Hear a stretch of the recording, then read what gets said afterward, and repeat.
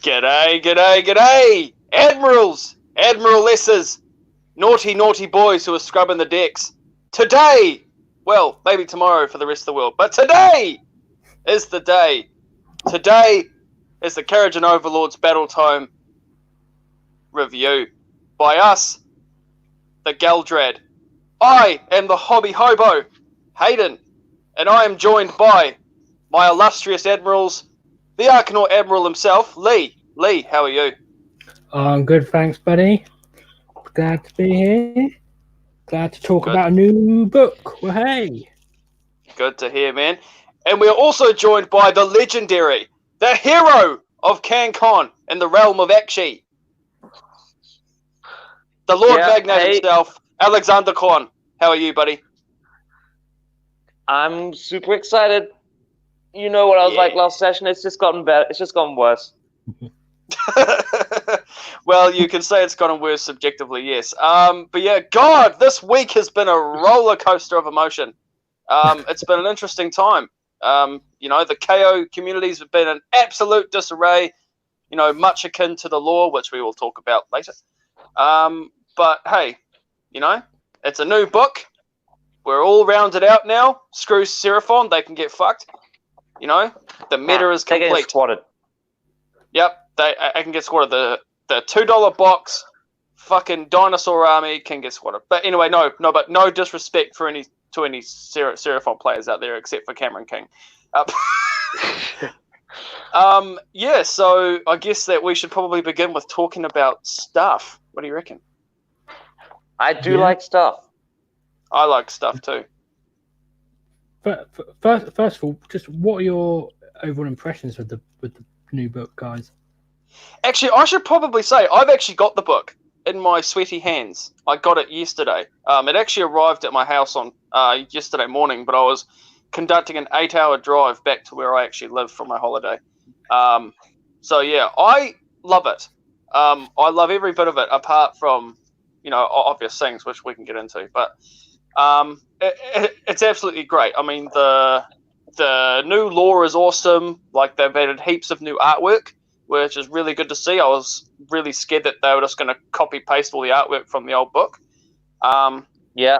But yeah, I like, and believe it or not, I actually like the feel of the army as a whole, gameplay wise. But we can get into that. Oh yeah. It's much more maneuver based. We're using the ships now. We're using the ships to move around the table and pick the enemy off where they're weak. It's no longer just this static gun line. Yeah. Yeah, I've gone through like a. Well, you said it earlier, Hayden, about how it's been like a roller coaster of emotions. I think I started off on like a big high because I haven't actually got the book yet, but I've seen all the rules. I had all the rules for about a week, because they will get leaked, obviously. Mammoth book. Yeah. So I started off on a big high because obviously new book, new release, and looked at like the ship war scrolls and saw that they were better and stuff like that.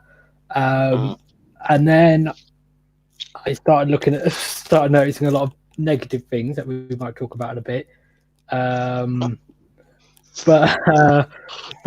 I'm starting to come back around now because I sort of started off really high, and then I sort of went down and down and down. But I'm starting to feel better about it again now because, as you said, there's a lot of positives that I think a lot of people are possibly overlooking. Because obviously they're focused on list building and stuff and trying to look for the best combos and things, but that's not the whole point behind the book. Is whether there's a top tier competitive list, which I think potentially there are anyway, but there definitely are. Yeah.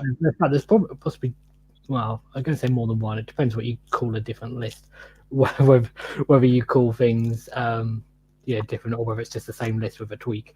But there's a lot of positives in there. And I think there's a lot of stuff where it seems like they've listened to the community. And yes. So there's a lot of things where you'd say that's what people were wish listing for in a new KO book. Yeah. So, Agreed. Yeah. But like I just have a point to make on the on just the community reaction, so to speak. It's nothing like calling anyone out or anything like that. I'm just saying that in my opinion, the best way to take this book is forget everything you know about KO in regards to how they play. I mean, the old tactics are gone. Well, sorry, they're not Definitely. gone. I lie. They're more, it's more modified, so to speak. As like, for example, you can still clown card to a certain respect, but not to the extent that you could before. And I do honestly believe that this book will present more of an enjoyable play experience for your opponent. Mostly because they'll be wiping you, using you as a mop to mop the floor. No, I'm joking. I'm joking. I do seriously think that this book can be competitive. It's just going to take us time. Yeah. It's going to take some serious time for good guys to get out there and make a good list that they are comfortable with, and then get out there and actually start competing, because it's all well and good looking at War Scrolls and looking at agents' abilities thinking, well, this book is fucking shit. But you really need to put them on the table to actually see how they work. And Alex has actually done this. And Oh, I've been playing this thing all week. Yeah. And against Bone Reapers, because that's still all we've got in our club, and it's working out pretty well. Yeah. 2 Bone Reapers, 1 Slaanesh, and 1 Nightingeth is what I've played against. Jesus, all the hectic meta. Yeah. It's definitely all the firepower has increased. It's very noticeable. You keep rolling dice, and you just see your opponent's face. You just keep rolling dice over and over again with a million rerolls, and just wiping out units of Mortek Guard, Eels. I killed a Petrifex Nagash in a single turn. That's good. That's strong. Like, that is really good. The damage output is there.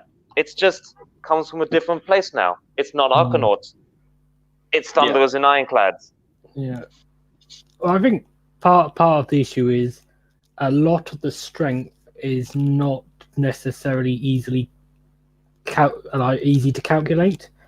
And so, for instance, we had to kind of shoot everything off in turn 1 or 2.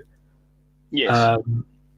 And obviously, you'd use your riggers for mopping up things, and depending on your playstyle, you might go for a first turn charge, or whatever. But it was all about basically, could you get enough offense in your list to basically cripple your opponent enough that you could then survive the rest of the game. That's how it felt to me. Whereas now, I mean, a lot of the buffs are, resilience based. Things like the Aether Gold and the Triumphs, they're hard to calculate the value of, because they're once per game, and when you use it, if you use it at the right moment and that sort of thing. Aether Gold, very nice. It's very hard to say whether, like, if you don't, because it's easy to say, it doesn't put out as much damage per turn with, say, like, you can't buff one unit to the same amount.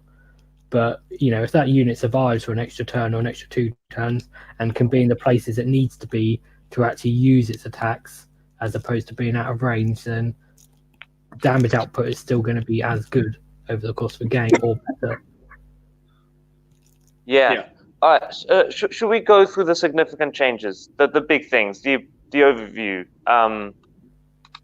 Before we go into these specifics, let's look at the book as a whole. Yeah. The Shall I get started on that? Because I've actually got the book. Yep. Yay for being a Kiwi. So my first big change, as I mentioned before, and this is obviously as the book as a whole, is the new lore. The new lore is really good. It goes into depth in regards to So it goes into more depth of how Kharadron society actually functions, which is really cool. I mean, that's something that I was actually really wanting to see. On top of that, there's these like fun little tidbits. So like there is a page in the book, a part in the book where it's just dedicated to aspects of the code and stuff like that, and it's really funny. Like there's even one about the particulars about brewing what's it called? Hold on. Brewing Hazkal beer, essentially. And it goes into like the details of, like the punishments if you don't do it right and stuff like that. And that stuff's really cool. And the next part of the lore, which I really like, which is a theme that we're seeing in the rest of the books as well, is just updating their lore in the Soul Wars. Yeah. So so it explains heaps in great detail, really, about what happened to the Kharadron, how they reacted, and stuff like that. And it just adds a lot more character to the faction.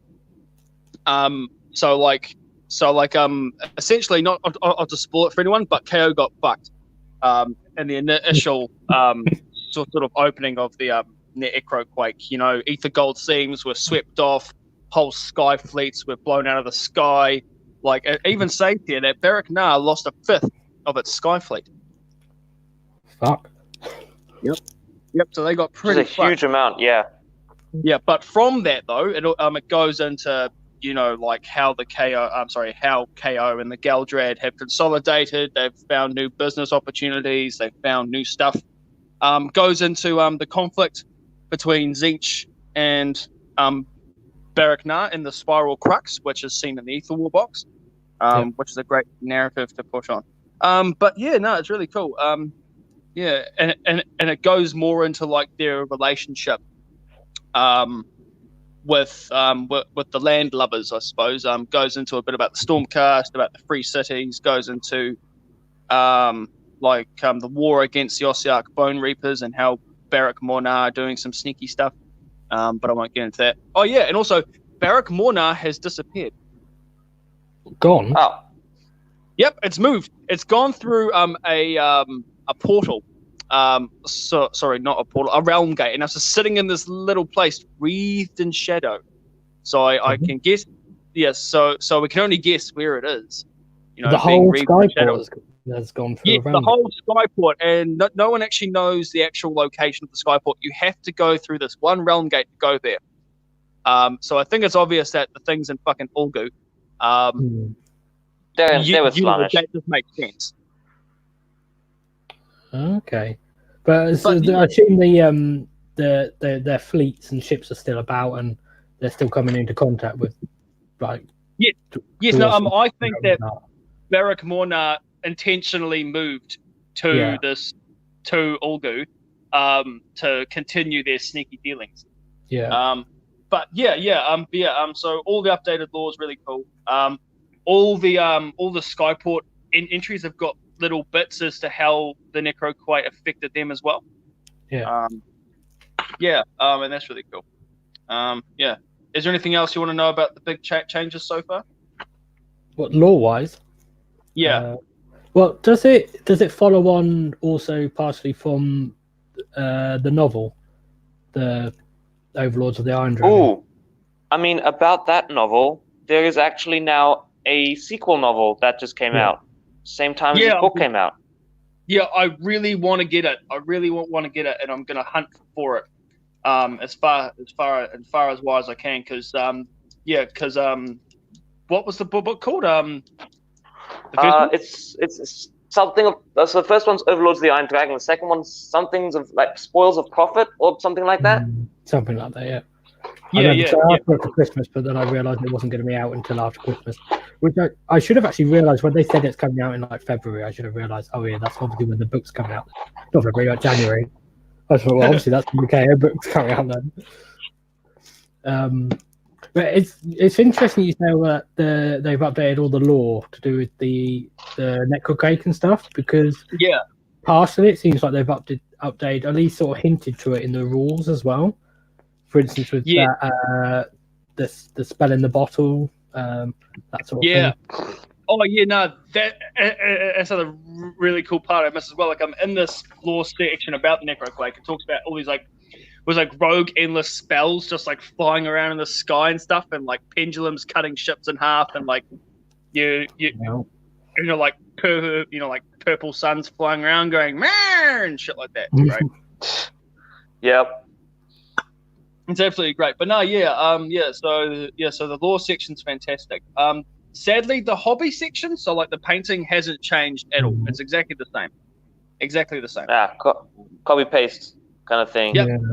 Yep, it's copy paste. The heavy metal section, so the what's the name? So the gallery showcase part.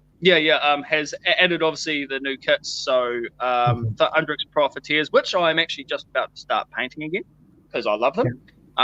Yep. And the Indra Masters in there and stuff like that. And there's a few more, new pictures of models and stuff like that, but it's just quite cool. I guess the painting stuff, unless they put in some new conversions, there's not much they can do because it's all the painting is for basically how to paint each skyport. So unless they added a modally skyports, that's not gonna work. I mean, honestly, and we didn't get. Actually, they could have added contrast because that's a new thing that came out. That's a new thing that came out. They could have added contrast, shown us new techniques to paint the skyports in an alternate fashions using the new paint. Yeah, for people who want it. I mean, I'm still just painting my own grey, black, and silver enclave skyport. Yeah. Getting buying up a whole bunch of. Yeah. No. You carry on, mate. I was one who interjected. Buying a whole bunch of gun haulers, sky wardens, and special weapons for the Thunderers, basically. Yeah. Revamping the whole collection. Yeah. Well, I'm going to be getting models off the shelf. Well, not models, sprues off the shelf or out of boxes. Things like gun haulers that I never built. Start putting them together. Get those guys done. Yeah. Look forward to it. It's going to be fun to play with some new stuff. Definitely. All right. Yeah, I'm looking forward to read. I want to just pull out some things in the chat because there's actually got quite a few people watching and people posting some messages, which is rare. So don't want to ignore them. Yeah. Because if not, they'll never do it again. Hello to everyone. Hi Gary. Hi Michael. Alex Butler. And Gary here. Yeah, Gary. Jetcom. Yeah. Asmund. Scott Clark. And Duke. Hi guys. Michael says that the sky is falling and because Skyhook's gone. Not sure if that's sarcasm or not. Exactly. It doesn't end. I think we all miss them, but it's probably better in the long run. It's a new era. We don't need Skyhooks. We've got better things now. And Duke says, where is it? There's also a prequel to Code of the Skies in the form of a short story, which is called Beneath the Rust. So I want to do a lore show sometime soon. We're going to do one, like someone had asked for one, and we were going to do it before Christmas or time, and then we sort of ran out of time and stuff, and then the new book started to come out, so we left it. So once we're fully up to date and we've sort of read all the new lore on the Battletome, I think it'd be good to we'll do a lore video. I'll read the new novel. See if there's anything cool in that. There'll be something cool in that. There's always something cool in that. Oh, and Jetcom asks what's happened to Skyhooks. Basically, we will get there. We'll get there. Big changes. You can't have free. you can only have one skyhook in a unit of 10 Arkanauts. That's the big change. Yeah. We'll get to the small details later. Let's first talk about the big changes affecting the whole army. Yeah. So we've done fly high. We've done fly high last time. All our ships teleport now. Really how it worked? I think so, because we were talking through the article from Games Workshop, which had the rules posted up there. Okay, yeah. I think what we didn't know was how riggers interacted with it. And the different, like how much the ships could hold and that. So that, because they're quite significant changes. So obviously you can teleport anywhere you want basically now with a ship, which is amazing. Every single turn out of combat. Yeah.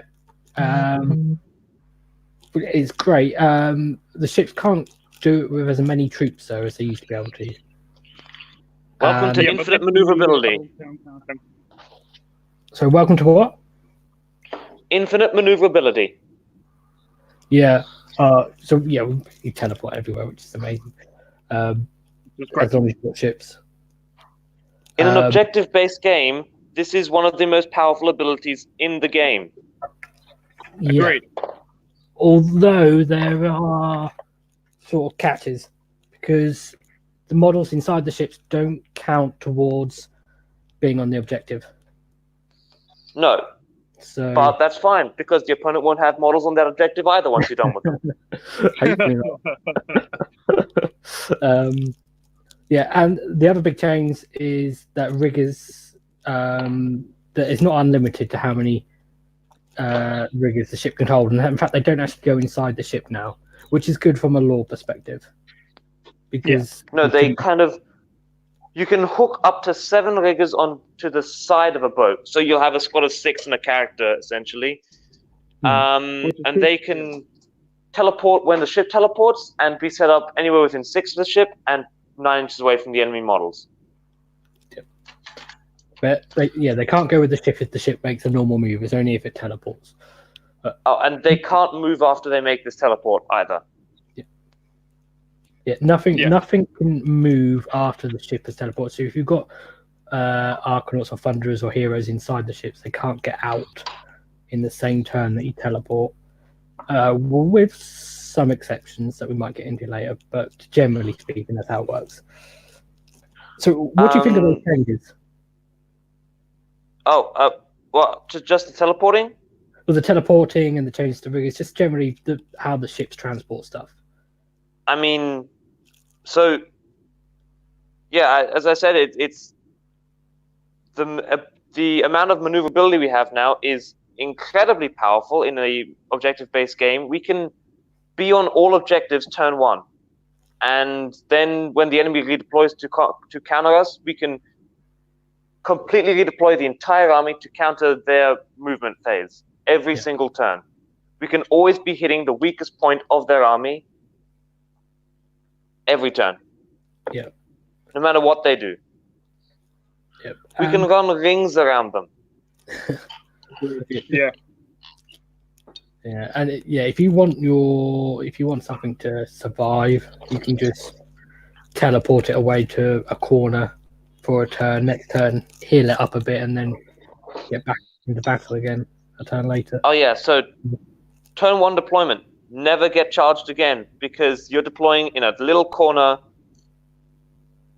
ironclad at the back, end riggers in the middle, gun haulers at the front, taking the charges of anything that teleports 9 inches away from you turn 1, and then when you have your first turn, just redeploy over the whole table wherever you want.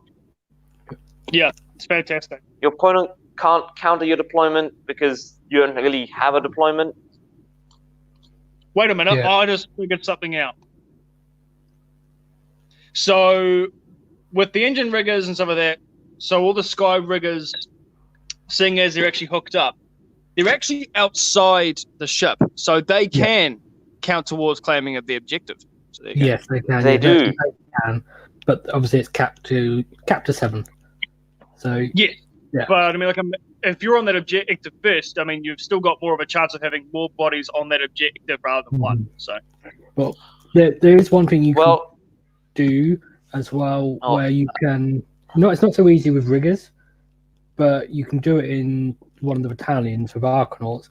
Is if you can teleport onto the objective, because you can't, even though you can't put the ship within an inch. Obviously, you only have to be within 6 to be on the objective. You can actually, because it's 6 inches that the models are set out, you can actually pretty much screen off the objective, at least partially, so that if you do take a charge, their models, unless they can get around you and get a nice big charge, they won't actually get onto the objective because you're not that inch. So that's another big change to ships. Garrisoning ships, technically, when you get out of the ship, you can get out within 6 inches of the ship now, instead of 3. which is huge. Which means we can, it really increases the range of where you can move to after you get out of a ship. Yeah. Yeah. Well, yeah, although you can't move after you get out the ship. At least not most of the time. But you can still shoot. Not most of the time.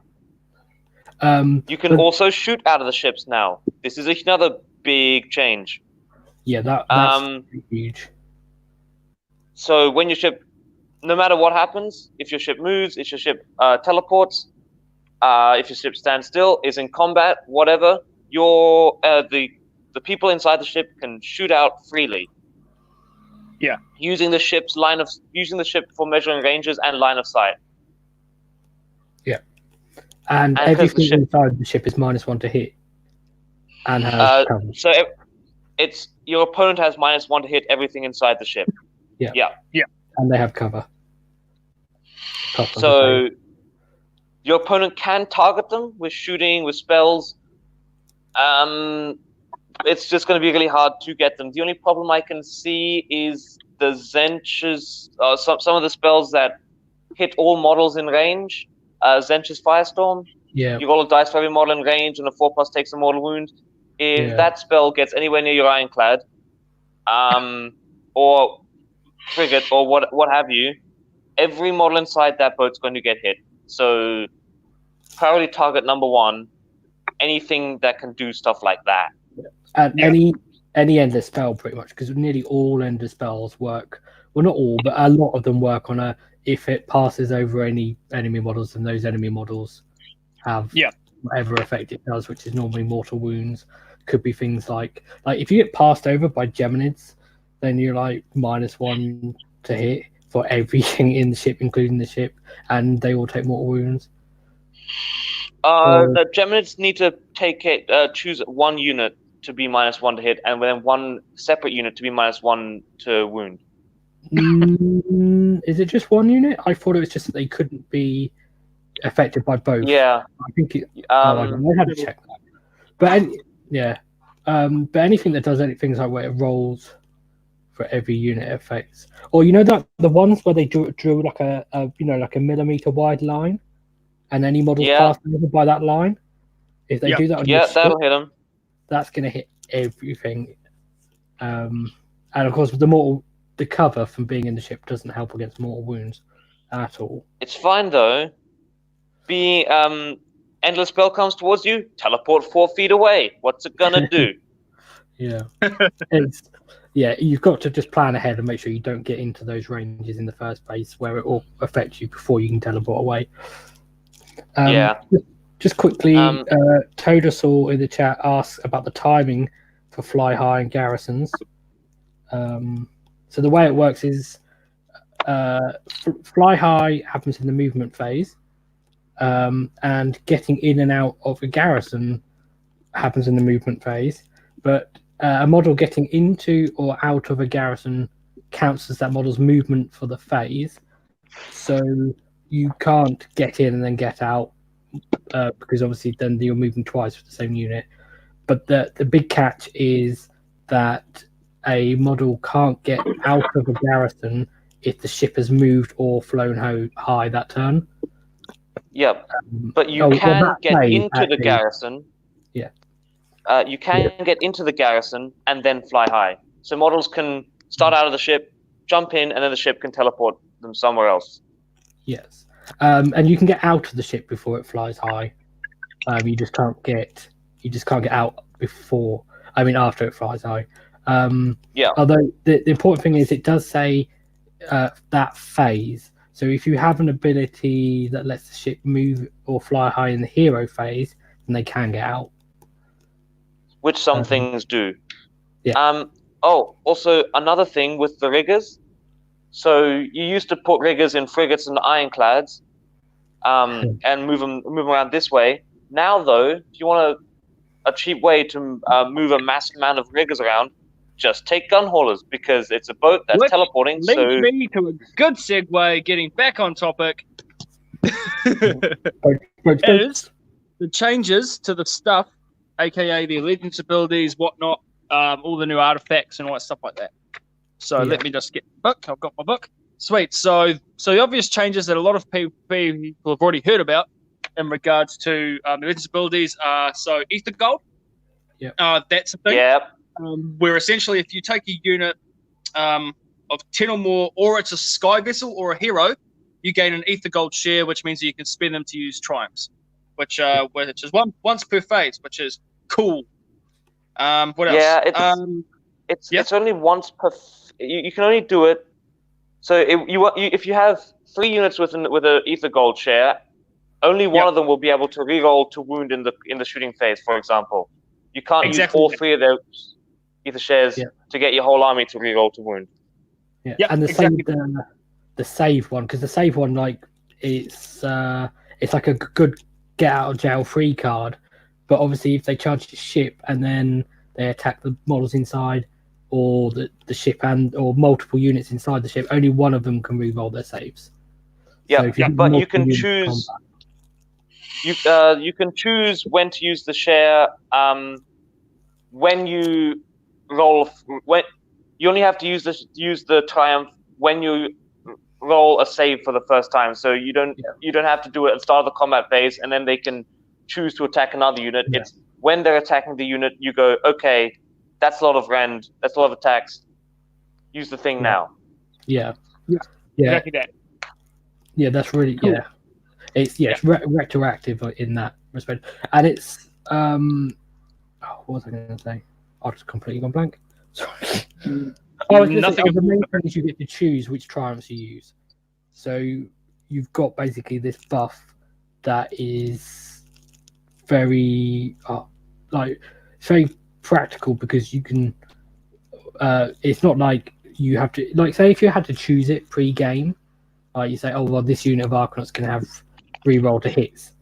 I mean, if they get charged turn 1, you're going to wish they had reroll to saves or something.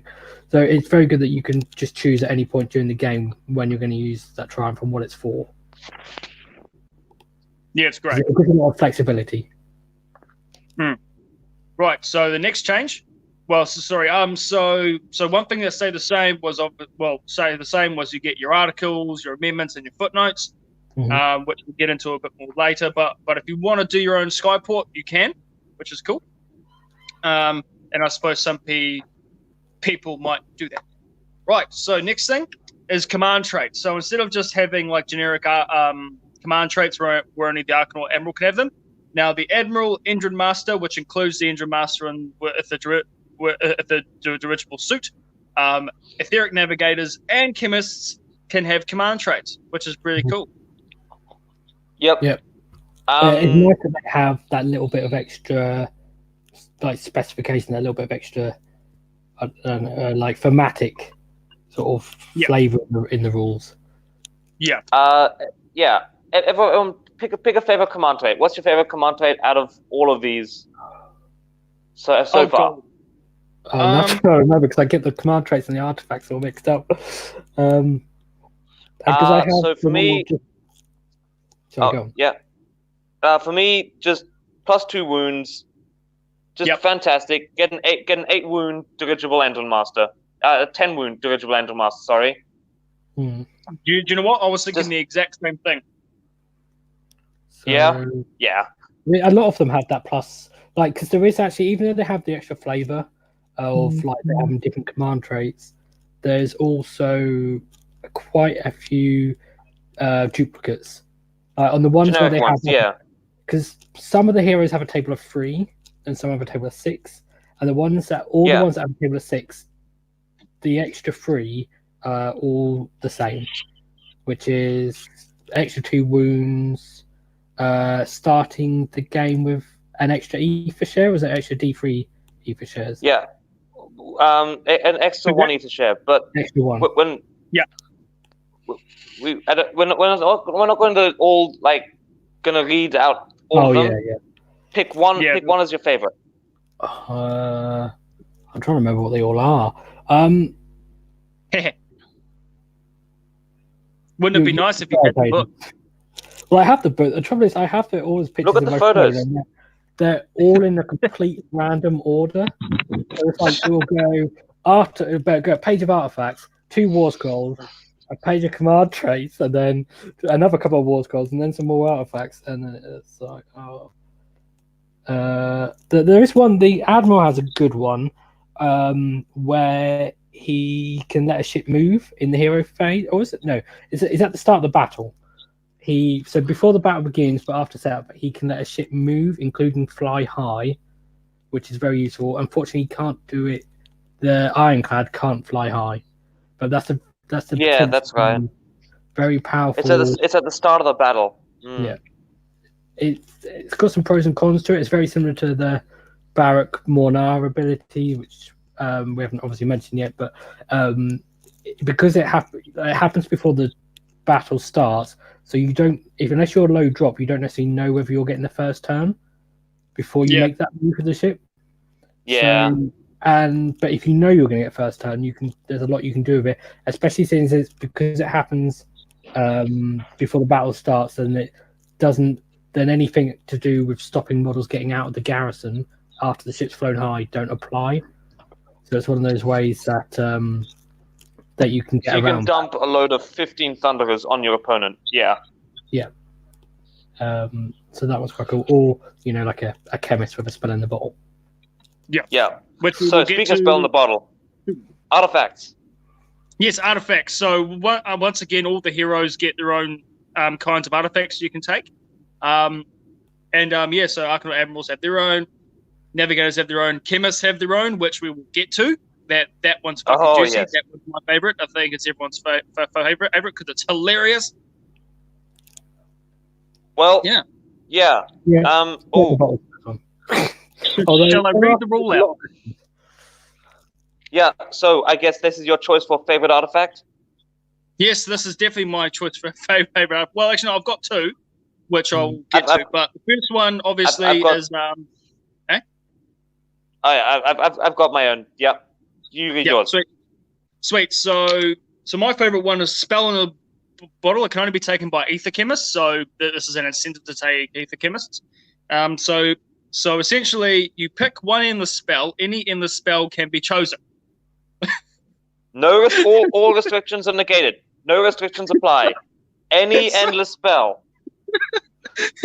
But you must pay any points required for the model. Once per battle, the bearer can automatically cast that in the spell, so you don't have to roll for it, and it cannot be unbound. That's on that turn. They can dismiss it later, but yeah, it's so great. Yeah. I mean, obviously, my obvious pick is the Warp Lightning Vortex. That's funny. I mean, if you've been on the KO page at all in the last week, you see me posting Rat Trap, just Rat Trap.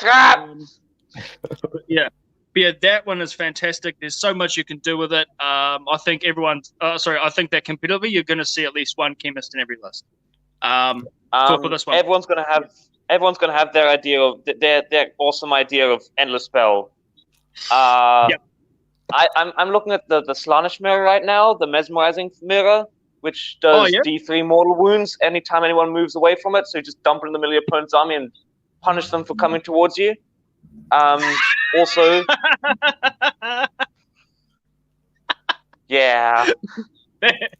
that's cool. Yeah, but and then you roll the 66, and then they take mortal wounds equal to the number of sixes squared for every hero within 6. So you roll 6 sixes, that's 36 mortal wounds. That's a dead everything. Really? Yep, that's fantastic. Absolutely fantastic. But yeah, can I say my second one, or do you want to, or should we just keep it to one? Because I really like the second one too.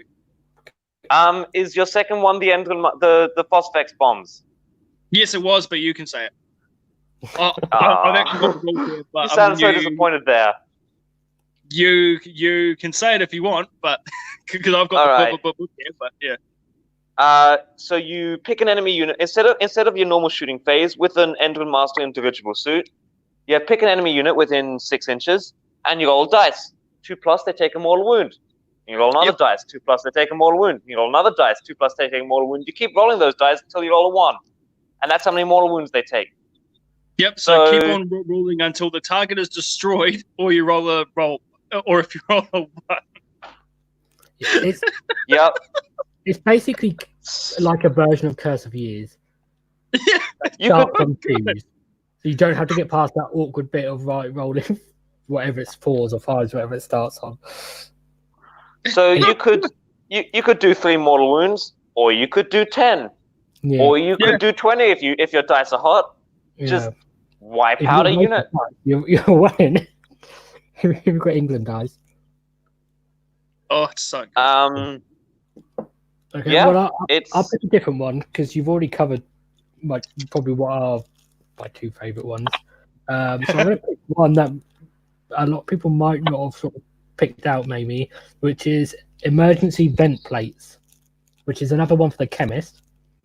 It's only once per battle, which is the downside, but you can use it in the enemy shooting phase, and basically it makes the chemist and all other units wholly within 6 -1 to hit. Ooh. Which is potentially very powerful if it's in a ship, because obviously everything in the ship is already -1 to hit. If it's not in the ship but next to the ship, it still affects the models in the ship. And just stacking that so heroes can potentially be -3 to hit when he's using that. It's a little bit niche because you have to come up against a shooting army for it to be really good. And it's once per battle, but I think it's quite interesting. And it's probably never going to be taken because if you have a chemist, you're going to need spell and a ball. Yeah, agree. Before we move on, before I call out the chat, Gary says it doesn't matter because most of the time the Flying Engine Master, the Balloon Master, is going to be a general. Exactly. And you just somewhat agree with that, unless you're purposefully trying to get a particular command trait. The other thing is the reason why both artifacts and command traits don't matter too much is because a lot of the time you're not going to get to choose them, or you're going to have to take a battalion if you want to choose them. I mean, so my favorite Skyport actually doesn't make you take an artifact or a command trait. Is that part of the reason why it's your favorite? That is part of the reason why it's my favorite. Also, gun haulers. Gun haulers. So this is Urbaz? Yeah, it's Urbaz. We can get to that game. We've got so much more to talk about. Yeah, we do. All right, moving on. What's next? next? We get to Engine Works? Yes. One moment. I'm going to put down my paintbrush because I'm frantically trying to paint these dudes for my game of Underworlds tomorrow. But anyway. Yeah. So Engine Works. Same as before. They're basically mount traits. It's an artifact you can give to your ship. You get one you get one with an army, and then you get +1 for every battalion you have. Yeah. Yes, but now gun haulers get them too. They do, and every ship has its own unique one. Yes. But half also before. The names are hilarious. I love the names.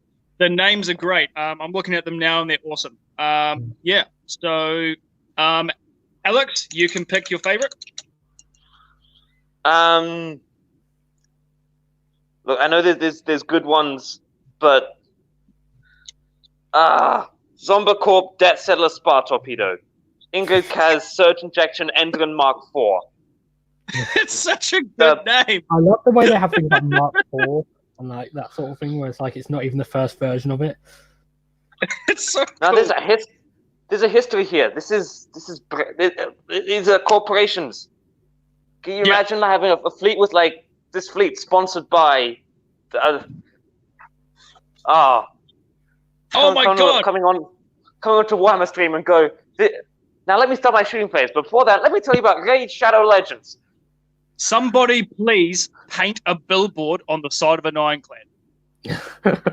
Please. If you don't do it, I will.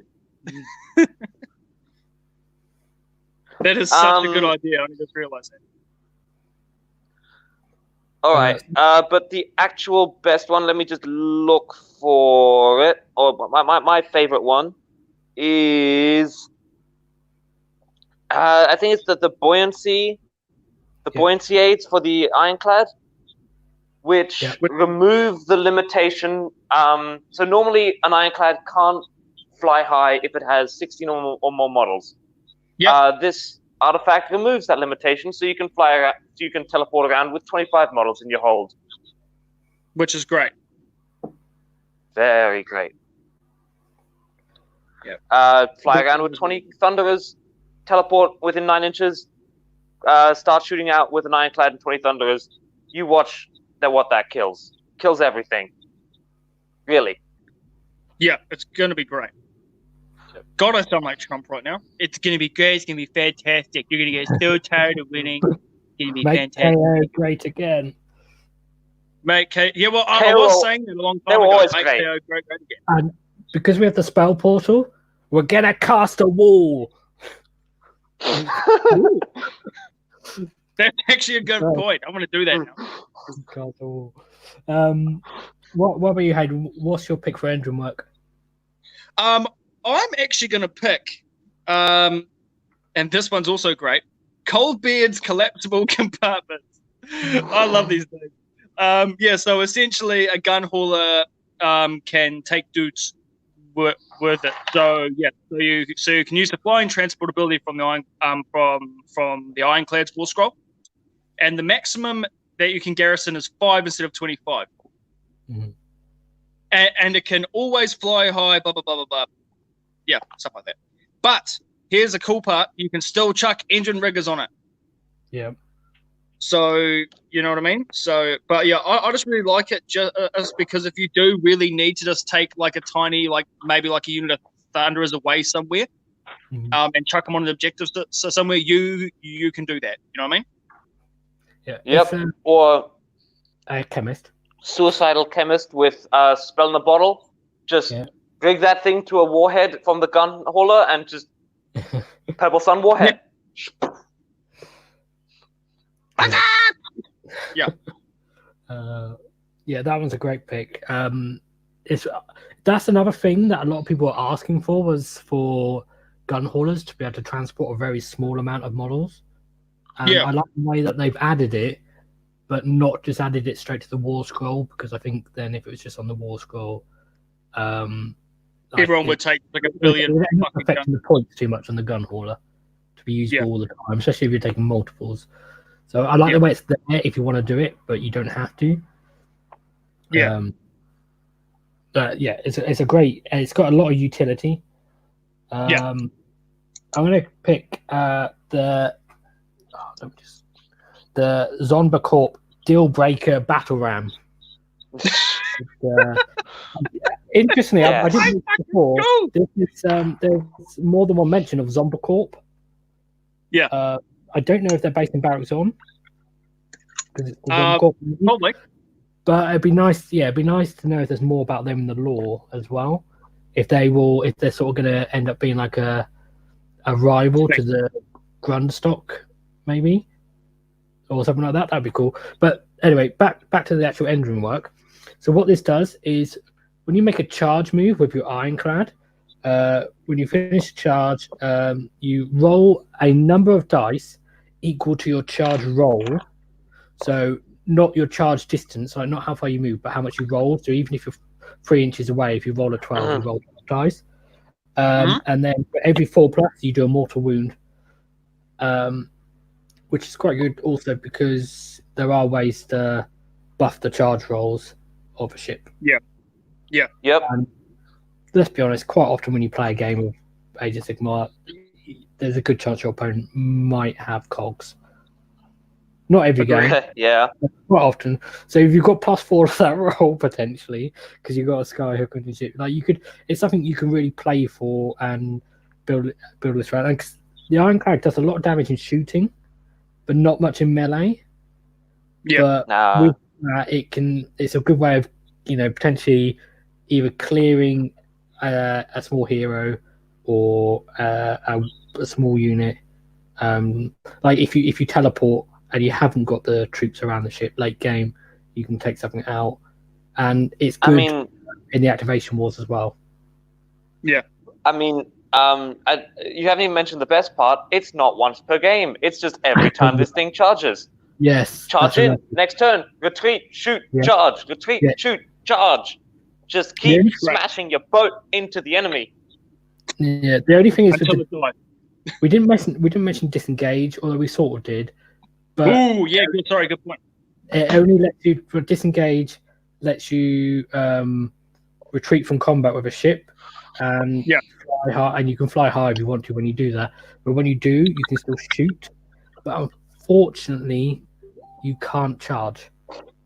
Okay.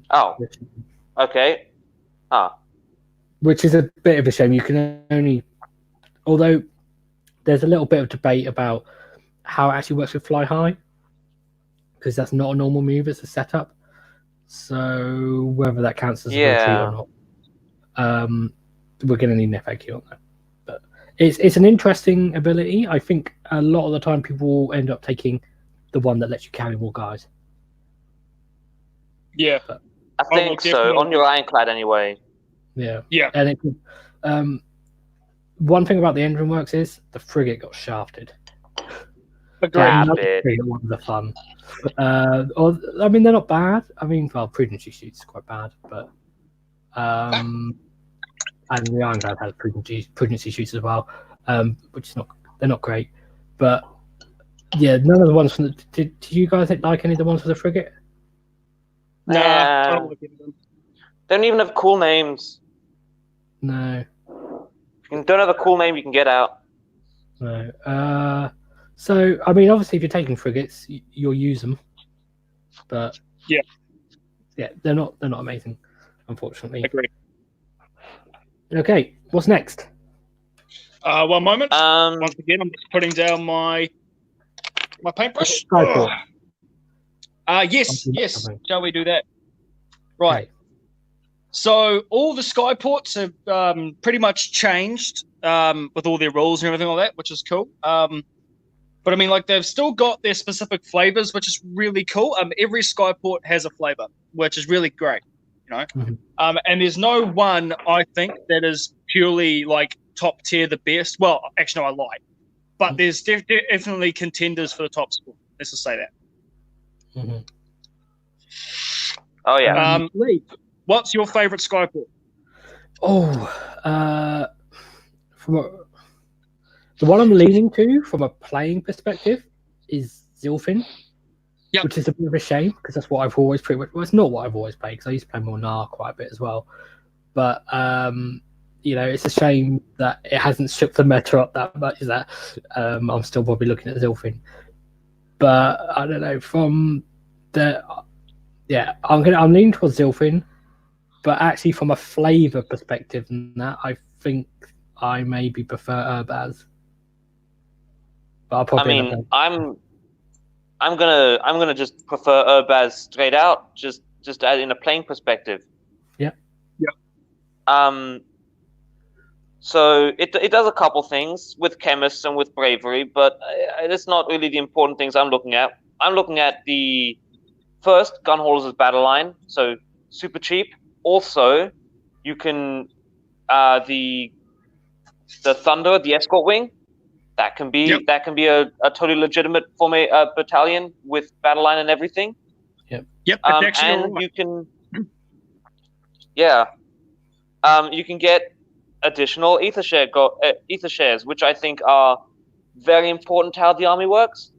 So you can get D3 at start of the game. You can give those out to anyone. You can give those out to units that are below 10 strength, or double up an ether share on your ironclad or your frigate, or your thunderers. I like thunderers.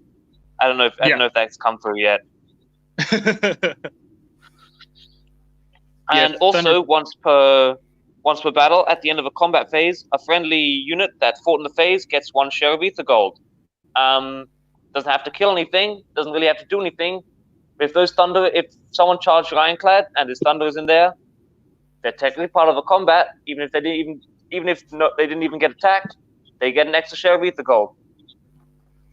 Do they have to? Well, they're going to fight anyway, because there's no reason why you wouldn't attack with them. But I think you do have to fight, don't you? You do have to fight, but there's no reason why you wouldn't fight with them if they're in the ship.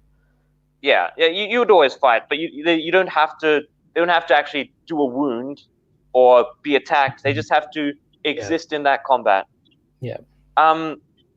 Also, the command trait and engine work, so the command trait is if the general is an Aether chemist, he needs to have the Chemist Supreme. But since your general is probably going to be an Endron Master in dirigible suit, that's not going to matter. And the Great Endron work, Breath of Morgrim, well, yeah, it's all right. It's not great. Take a battalion, take a second Endron work. You'll be fine. Yep. Great. Yep. Right. So one good thing about Urbaz is it doesn't set your artifact. And there's not many that don't. So it's one of the few. Yeah. Yep. Hang on. Who else doesn't? Yeah. I think it's the. Is it the only one? But I think it's the only one. Yep. Zilfin doesn't set your command trait unless you're an admiral, which frees you up taking a command trait that we didn't mention. But there's a command trait for the chemist, which basically that if you give that chemist an artifact, you can then just give an artifact to another hero as well. Oh. So you have to have the first hero in Zilfin has to have the what's it called? The Staff of Ocular Optimization. That's the one. Yes, which is pick one of the bearer's missile weapons, add 1 to hit rolls of made by the weapon, which is great. That is a really good artifact. It's certainly good for a chemist with 3d6 attacks. But probably the best on the chemist. It gives you. It basically means you get a second artifact without taking a battalion, which is quite handy if you want to go down that route. But then, of course, if you wanted to use the chemist with a spell in a bottle, you've got to then take 2 So which is not that great. But those 2 skypots are the only ones that really give you a little bit of play there, I think. What makes you like Zilfin so much? What do you see in Zilfin? I don't want to say too much because I don't want it to get nerfed in the FAQ. It's not going to get nerfed, mate. This book is not going to get nerfed. The hero phase move is really strong because there's a lot of stuff you can do with that. Extra engine work is really handy. Rerolling 1s, great. I can't remember what else there is now. I think mostly the reason I'm liking it is the fact that you can do that hero phase move. That's one of the reasons why it's my favorite. Just because in an army which now focuses so much on movement, that's just something that's going to even add more to that. You can add, so you can re-roll hit rolls of 1 for attacks by friendly sky vessels that target a unit that can fly. So let's say if you're coming up against, it's a bit situational, but a lot of lists these days do have units that can fly. Well, most things have this scary monster that flies. Yeah, exactly that. It kind of sucks that it changed from a monster or a unit that can fly to just a unit that can fly. But either way, that's fine. The Zilfin was always just units that fly. It's just units that can fly, but it affected your whole army and not just your sky vessels was the big change. Yeah, that's the big change. That is true. Sorry, yeah. It's been a while. But yeah, I personally really like Zilfin. I definitely will be trying it. In a competitive sense. Yeah. But yeah, Urbaz is really good. I'll try the once per battle make a move because Thunderers get a lot better when they're out of the ship. So if I can move my ironclad, then get out, then shoot, it'll do even more damage. Another thing that we didn't talk about was Mornar, because everyone knows about Thring, because the guys won't shut up about Thring on the WhatsApp. AKA Empestai KO addition to Electric Boogaloo. Actually, can I mention a little thing about Thring? Yes, you can. So, you know how it says 1 in 4 units can be a Dwarden unit? Yeah. Oh, don't you know fucking what has start. the Dwarden keyword? Fuck's Hell sake. Cannons. Kharadron Hell Cannons. Who's ready for some Chaos Hell Cannons in your Kharadron army? Woo! That is one thing that will get FAQ'd. I'm sorry to burst your bubble. No, you leave my Hell Cannons alone. It's not happening. Stop it. Chaos Dwarves don't have the Dwarden keyword, but the Hell Cannon does. They don't exist. Legion of Azkor is a fake army. We all know this. Anyway, so yeah.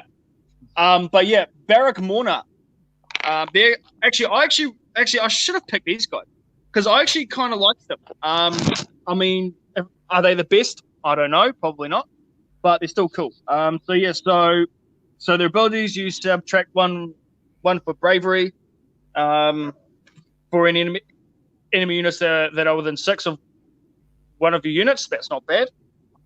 You can re-roll battle shock tests for your dudes if they're wholly within opponent's territory. That's a lot easier now with the fly high ability, but that's very situational.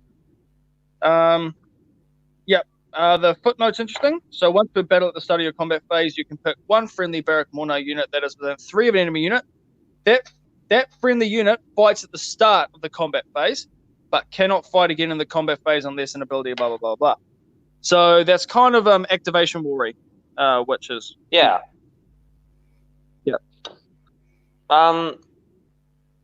The thing I really love about Barak Mornar, and I really wish the rest of the Skyport was this good, is their artifact of power. Because damn, that thing is good. Halving movement is awesome. So it's a navigator's artifact, and every turn in your opponent's charge phase, pick a unit within 12, unit that's going to charge, and halve its charge roll. So, are you 7 inches away? Cool. They can't charge you. Are you literally 3 inches away, the absolute minimum they can be? Then you still need to roll a 6. Yep. Bonkers. Right. I've just renamed that to the fuck you staff. Yeah, it literally is just the fuck you stuff. I mean, combine that with the navigator's inherent. Like, no, you're not. Fuck you. I mean, combine that with the navigator's inherent halve movement of a flying unit. Yep. You can basically just shut down things like Feck or Nighthorn. Yeah, like they're stuck and they're not moving and they're not charging. Yep. Cool. So. If that's all you guys want to say about the Skyports, so the next part of the book is we get a battle plan. Yay, cool, awesome. It's the same battle plan we had before. It's Black Hawk Down, but with Kharadrons instead. Yeah, pretty much. Well, that fits with the whole. Even the flesh eaters in the picture. Yay. Sweet. Then we get a Path to Glory, which is kind of cool. I never play Path to Glory, but it might be something interesting for your garage games. Yep. Now we get to the cool bit. The War Scroll battalions. So we've had new War Scroll battalions. They're all the same ones, except the rules have changed. I'm going to go ahead and pick my favorite, which is a hard thing to do for me because I don't know. But honestly, I'm just going to go ahead and pick the Iron Sky Command. So, Oh, really? Yeah. Just because I know exactly what you're going to say.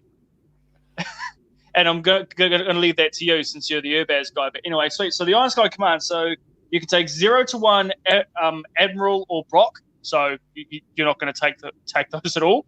You have an Ironclad, and you've got 3 units chosen from the following. So you can take, and it's in any combination. So you can take an Ether Chemist, Etheric Navigator, or an Engine Master, which includes the floaty dude. You have to take 1 unit of Arcanaut Company, and you have to take 1 to 3 units of Engine Riggers. And the ability is do not take battle shock tests for friendly Kharadron Overlords units while they are wholly within 18 inches of the Arcanaut Ironclad from this battalion. Now, the reason I like this is because it does actually contain a lot of the key units that you will probably be taking in a competitive list. So you will be taking at least 1 chemist. You will be taking navigators, and you can take navigators. And for me personally, I will be taking an Engine Master in suit. I will be taking at least 1 unit of Arcanaut Company. I might take 2 or 3, but that depends on when we talk about this later. And I will most certainly be taking riggers. Mm-hmm. Hands down. The great thing about this battalion is if you have the Balloon Master, which is what all your battle line is called out. Because I'm not going to try and say whatever the other one is, because it's I'm not saying it. He's just a Balloon Master. I probably calling him from now on. But if you take him, then obviously the battalion, it lets you basically include all your battle line, which is always good for a battalion. If it includes battle line, then exactly good. It's in a good place. But that immunity to battle shock is huge. It's massive. Like, first of all, it's 18 inches, but that's 18 inches on an ironclad base. So, which is it's basically, other than like the massive monsters that are on like the Chaos Mammoths and that Seraphon stupid salamander dragon thing. Other than those things, it's basically the biggest base, isn't it? So it's basically you draw a circle with a 40-inch more like an oval, but big 40. Basically, it's a third of the board, pretty much. Not even that, or like more than that. Like it's a massive area that everything is battle shock immune. And when you use your Aether shares, you get -1 bravery. Yep. Yeah. Wow. You don't want to be the thing that buffs your units. Also makes them more prone to run away. So not if you take the best Skyport, you don't. No. Right. So Lee, what's your favorite battalion? Actually, I lie. Alex, I'll let you do it because there's only 2 kind of good battalions in this box. So obviously the Grand Armada is the greatest because it's 4 battalions. No, it's the escort wing.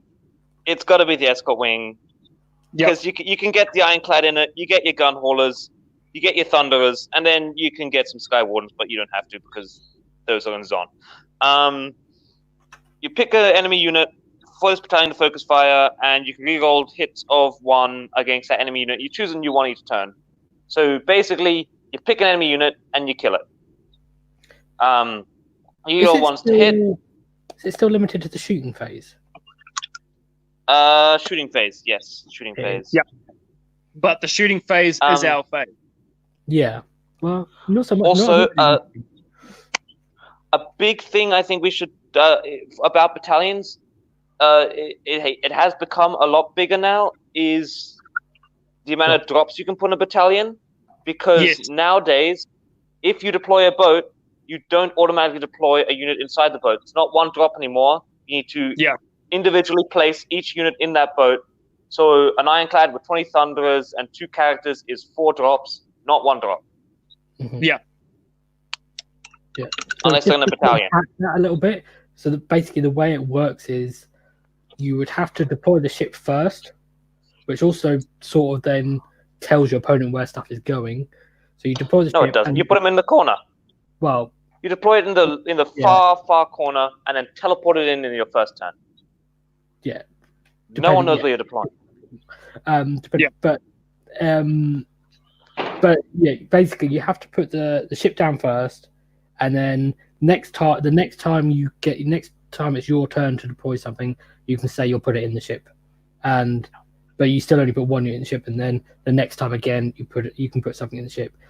So there's some pros and cons, because obviously you don't decrease your drops anymore, but it was a little bit like you've got more flexibility now, because you can sort of decide whether to put something in the ship a bit later on, whereas before you had to make your decision basically on your first or second drop where everything was going, and if you wanted to put everything in your ship or not. But it's a little bit more flexible in some ways, but doesn't guarantee. Not so good for. Although, I mean, when was anyone taking more than like one ship to deep strike your units? Last book. This book gives us ships. No, but what I mean is sometimes, like, if you might have been thinking, I'm not sure if I want to put this one particular unit in the ship, if I want to put it elsewhere on the table. But before you would have to be like, well, I've got to make that decision now before my opponent's deployed anything. Whereas now you can see a bit more of what they've done before you do it. It's not as good. It's like a silver lining in a very dark cloud. Or an Aether gold line. Yeah. But yeah, there are some rare situations where you'd want to be like, I'd actually rather maybe put this unit not in the ship. Like if you're then thinking about, especially if you're doing Zilfin before, where you would then use Fleet Master to put the ship in the sky, but actually you necessarily might not want your riggers in the ship if they didn't have grapnels, because then like they might be able to get a better charge if they're not in the ship. Yep. So, late. Tell us about your favorite. So, actually, it's funny, I'm probably the only one that likes this. So, Iron Sky Squadron is the only one we haven't talked about. Yeah. And it's basically they changed what you can put in it a little bit, because before it was 2 to 5 frigates and 2 to 5 Archnaut company. Whereas now it is 2+ frigates, and then an Archnaut company for every frigate. So you can't have 3 frigates and 2 Archnaut companies, or 2 frigates and 5 Archnaut companies. You've got a lot less flexibility there, and the ability works around when the Archnauts can disembark from the ship. So really, you're kind of pushed to actually only having units of 10 Archnauts. There's no real reason for you to go bigger units. And obviously with the loss of Skyhooks, there's not necessarily a huge incentive to do that anyway. And also the loss of the Chemist buff. But the main thing is, what this battalion lets you do is, just for the Archnauts and just for the ships in the battalion, when they disembark from that ship, they can do it even if the ship has moved or flown high that turn. Which, given the way things work, means you can teleport a ship and then teleport the ship to 9 inches away, and then disembark your Archnauts 6 inches, and then they also get to charge with 3d6, which is massive, because normally, if you compare it to what you'd normally be doing, which is charging from 9 inches away, you're charging from 6 inches away with 3d6. Oh, yeah. You're getting where you want to go. So you're getting the charge off. Yeah. Yeah, you are. The problem is that Archnauts, I don't know what to say about them. They don't have like a very offensive role anymore, and they don't. Yeah, we can talk about them when we get to War Scrolls, but I feel I don't want to go too much deeper. But you don't necessarily want to charge. They're not going to kill stuff if you charge them in, are they? I think they could, if you charge an enemy that is sitting on an objective. Yes. If you charge an enemy unit that's sitting on an objective, then your Arcanauts might do something. Yeah. So that's what I like about it, because especially with the 3d6 charge as well, is you can just go right round a screen, and you can then possibly just tag an enemy unit on the end and just get all of your 10 models on the objective. And late game, when there's one hero on an objective, or just a little 5-man battle line unit or something, then that's going to be really good for just stealing objectives at the end. Especially quite often what I see players, and actually quite knowledgeable players, do this, and the right to do it is they put, say, just a hero on an objective, and if they know you've got teleporting, they will put it exactly on the objective, because then obviously when you're 9 inches away, you're not on it at all, whereas if they're to one side, then you might be able to sneak in a little bit. So this just means that you can definitely get on the objective with those Arcanauts. 20 Arcanauts fighting one hero, depending on the hero, they could do it.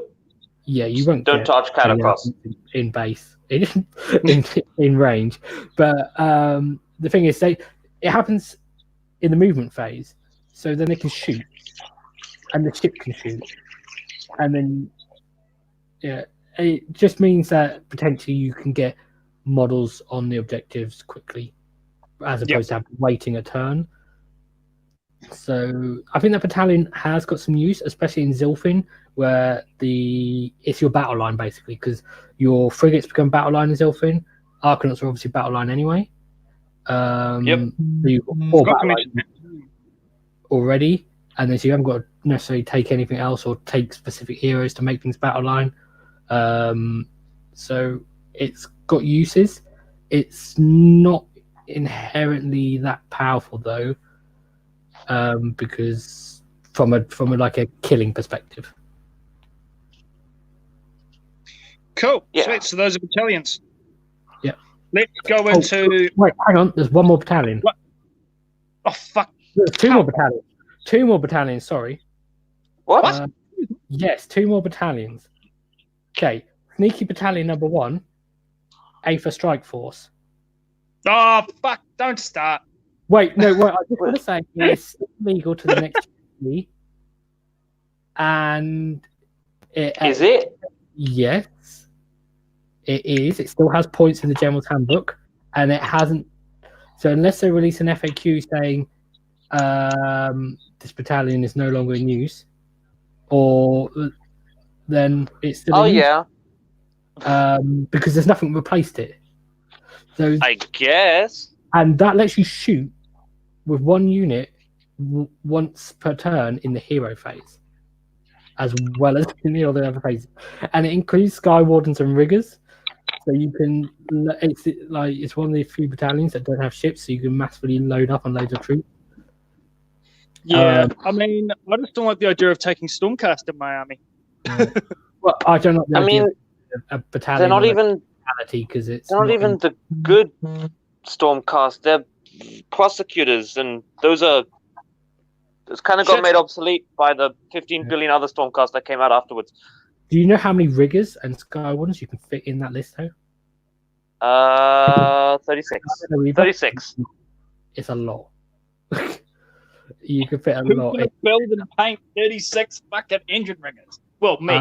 I haven't faced engine riggers, but if you include my Sky Wardens, I possibly have. Yeah. And then the other battalion is the one in the box.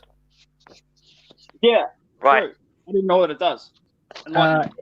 So what it does is, I can't remember how many points it is, but it's the Endrin Master, the Balloon Master, whose name I can't pronounce. 1 unit of 3 Endrin Riggers, and 1 unit of 3 Sky Wardens, and a gun hauler. Yeah. And that's all it is. You can't increase the sizes of those units, but everything in the battalion can move 6 inches before the battle begins. Yeah, that's actually pretty good. Actually, yeah. That's actually really good. And again, it's a battalion that doesn't include any ships, so there's not necessarily this massive expenditure. I think it works out like 680 points or something. Huh. And you have all your battle line in there if you take him as your general. You already have a gun hauler. Yeah, if you're Urbaz, you'd have all your battle line. But if Yeah, you have true. a general in any Skyport, one more unit, it's only going to put you to 2 drops, and then because the big shame about it is the fact they're limited to being 3-man units. Yeah, Yeah, actually, kind that of. is The box, but I don't know. It's literally just the contents of the box. Yeah. It's just nice Right. to top baddies, really. Sweet battalions. That's done. Cool. Next, I suppose we go into War Scrolls. Now, there's a lot of changes in here. But I don't really know if we want to cover each and every single one. Well, we'll go for the big ones, and let's try not to get bogged down in stats. Yes, please. It's just gonna go on. Unfortunately, I'm going to have to leave really soon. Yep. All We've right, covered so it Cry, already, haven't what's we? your favorite War Scroll? Thunderers. Gonna go with Thunderers. Because you guys can talk about the Ironclad. Well, shooting is hugely increased. The special weapons are now very takeable, I think. Especially when on the ground. All of them hitting on 3s. So your deck sweepers are basically 2-shot ether rifles. Double ether rifles, 4 shots. Cannons, especially in combat, you shoot 8 cannons, hitting on 3s, winning on 2s. There's your skyhooks. They lost the Thunderer slingshot, which was a bit disappointing, but made up for it in firepower. Yeah. 20 Thunderers. Also, they've got 2 wounds each now, so it's 40 wounds. Yeah. They'll stick around. True. Cool. Yeah, the special weapons got a lot better, but the big drawback is they don't get most of their buffs when they're inside the ship. Yeah. The rifles, I would actually say, are worse now because you can't chemist buff them. Well, True. I guess because you can't chemist buff them. 3 shots of every guy. Now you can have 2 shots of every guy. So, and they're the same stat line, but the unit's going to stick around longer. Well, possibly. I mean, they're also the legitimate thing to put in a boat because they have, when the boat teleports, they have the range on all their weapons to shoot everything except for the fumigator. Unless you have hey, fumigator. get about. So yeah, they're pretty good. They're because they've gone up because they were 90 points, so they've now got up to 120. They did. Because they're 2 wounds each now. It's a little bit hard to just shove loads of them in. Yeah. They'll go down. Everything will go down in points. You reckon? Yeah. They're not going to keep the Ironclad at 510. I think the Ironclad will go down. I'm not so sure about the Thunderers. We'll see. I mean, they could do. Endringers might go back up to 120. No. Yeah, we don't need to talk about riggers and Sky Wardens, do we? Because we covered the fact that they can, the way they hitch onto the boats is different. And aside from that, their war scrolls are actually pretty much exactly the same. Yeah. Yeah. Oh no, the skyhooks and the yes, they have. The skyhook now, which no one ever took on any Sky Wardens or riggers. No one ever took this because you just take the drill cannon instead. So what the skyhook does now is it gives you +1 to charge, which is quite good. Yeah. And the grapnel stops an enemy unit from retreating, which is kind of interesting, but they're not very survivable units. So I don't know how well that'll work. And I've never actually, in any game I've ever played, actually had someone retreat away from any of my Sky Wardens or Endrin Riggers because they know. I'm feeling it's more like I'm not trapped in here with you. You're trapped in here with me, kind of thing. Yeah, it's kind of the case. I mean, this is Old Testament I'm talking about, so it's different a bit. But it's kind of the case like either you charge your riggers in, and they just obliterated everything, or you would, or the unit would survive, and it would just be so decimated it wouldn't really matter because they'd battle shock off, or it doesn't really matter whether they retreat or not. Or if it did retreat, if it did survive in a proper state, then they would just stay in combat and kill you. Yeah. So again, the same thing as the Thunderers. They can't get chemist buff, so that's why Rigger's gone down to 100 points. I think maybe we could see Skyward go down rather than Riggers go up. Yeah, well, because I mean, like, I was just thinking just then. I mean, like, apart from the obvious shooting stuff like that, there is no real reason to take Sky Wardens over engine bricks. I mean, unless you're in Barrack Zone. Yeah, unless you're in Barrack Zone. But yeah, like it's just the melee output on engine riggers is just so good. Plus the extra shooting, and the shooting that has the 12-inch range. So when you teleport with the ship, you're 9 inches away. They get. You can still shoot. Yep. The only reason you might want to take them is if you want the mines. Yeah. Say in a 3-man chaff unit, you think, I just want to have some mines, but really, it's all about Zon. Yeah. All right, I gotta head off. All right, bro. Catch you on the flip side, guys. Try not to get caught on fire or burn alive in Australia. Yeah. Yeah, that's the thing. It was raining ash yesterday. That was fun. Jesus. All right. On that note, see ya. All right, see you guys.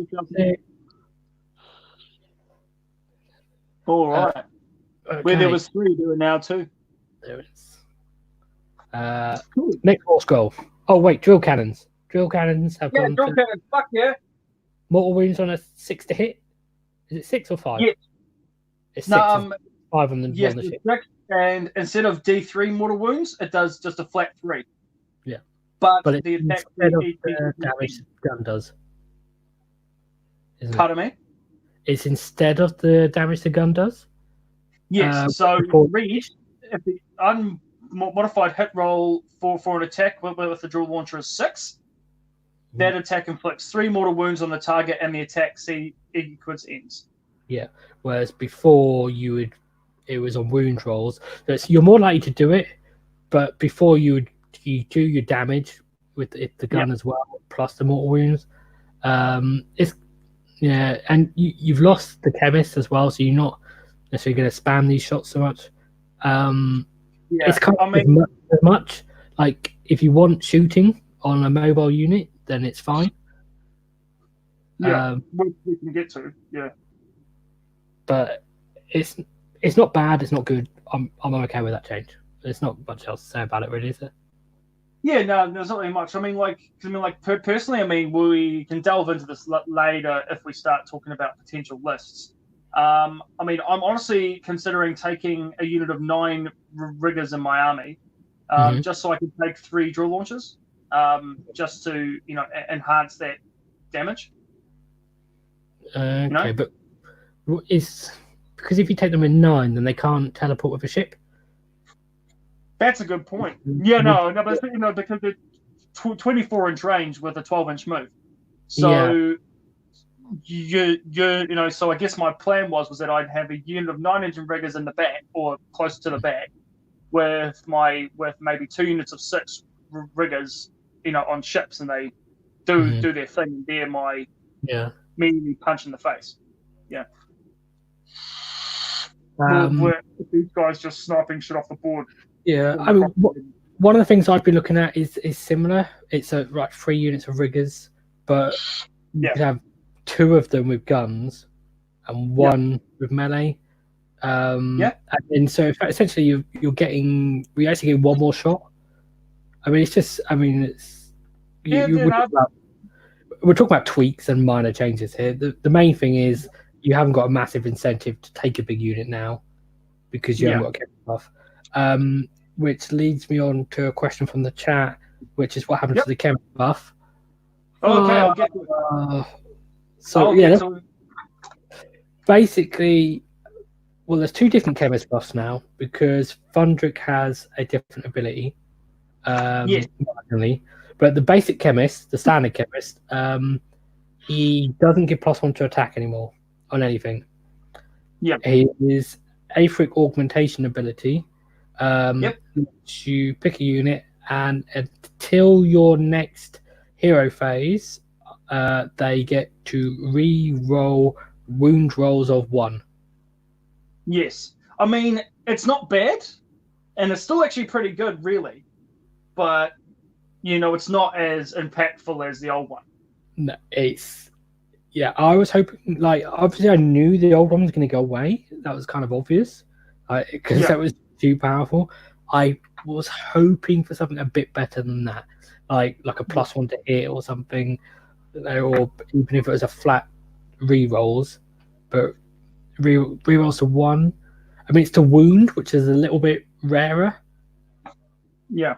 So it's quite. I mean, I guess where it's really good is if you combo it with a triumph. So you do rerolls to hit with a triumph, and then you do rerolls to wound for 1 with the chemist, and then all of a sudden a lot of your attacks get through. And there's lots of sources for reroll hit rolls of 1. For instance, like Alex mentioned, the escort wing. So if you have an escort wing, then you're getting rerolls to hit and wound of 1. Which is really good. But he's 90 points now. Thundrick, his one is different, and I say worse. So with the normal chemist, you can do it. Sorry, correction. This ability cannot be used by any ether chemist that is part of a garrison, or if in the moon, that is. Yeah. That's the other thing. That's the same with Pardon me. That's the same with both of them. Neither of them can use it if they're in the ship or on a unit in the ship, which is the really disappointing thing about it, I think. Because you can't. I know why they've done it. It's kind of like they realised, that's going to combo with this, and therefore we have to stop that. But it's just a little bit annoying because you want to say move your guys around like your Thunderers or something in a ship, and then buff them, and you can't do that. Yeah. What do you want to talk about next? His other ability hasn't changed, has it? It's the same. It's just. Oh no! Wait, that has changed. That's -1 to hit now, isn't it? Yes. Yeah, and his other ability, which used to be -1 to attacks for enemy models within 3 inches, is now -1 to hit. Which again can't be used if he's in the garrison. Yeah. So he has to be on the ground. Yeah. Still a handy ability, and it stacks with a fumigator. So the thing is, because it's models, not units, when you're in combat, then they might not necessarily be in range of the same one. But if it's something like a big monster or a hero, putting them to -2 to hit is, pretty big. It is a decent. Yeah. We kind of touched on Arcanauts before, didn't we? Yes, we did. Did we mention that they got +1 to save now? Well, they're not +1 to save, but they're on a 4-up now. Yes, so they're a bit tougher now with a 4-up, which makes them a bit better in that regard. But the big thing that everyone's having a whinge about, obviously we've already talked about the Skyhook, is the privateer pistols going down to 9 inches. Yeah, that's a big thing. And all the weapons have gone down, other than the Skypike, which actually I haven't checked, but I assume it's still 2 inches. But all the shooting guns have gone down in range. So Skyhook is now 18 inches. The volley gun is it 15 or is it 12? It's 12. Oh my god. 12 inches now. Yeah, so they've all gone down. The 2 big ones have gone down 6 inches, and the pistols have gone down 3 inches. So the main thing is you can't teleport them in a ship and then shoot from 9 inches away. Yeah, which is kind of dumb. And you can't have your Arcanauts just, sitting on an objective and basically being able to hit your opponent's deployment zone most of the time. Yeah, which is disappointing, but in the end, I mean, they still have a use. And the army is just going to be a lot less important. So you're not going to see the classic, 40 units of fucking Arcanauts with 12 Skyhawks just auto again shit off the board.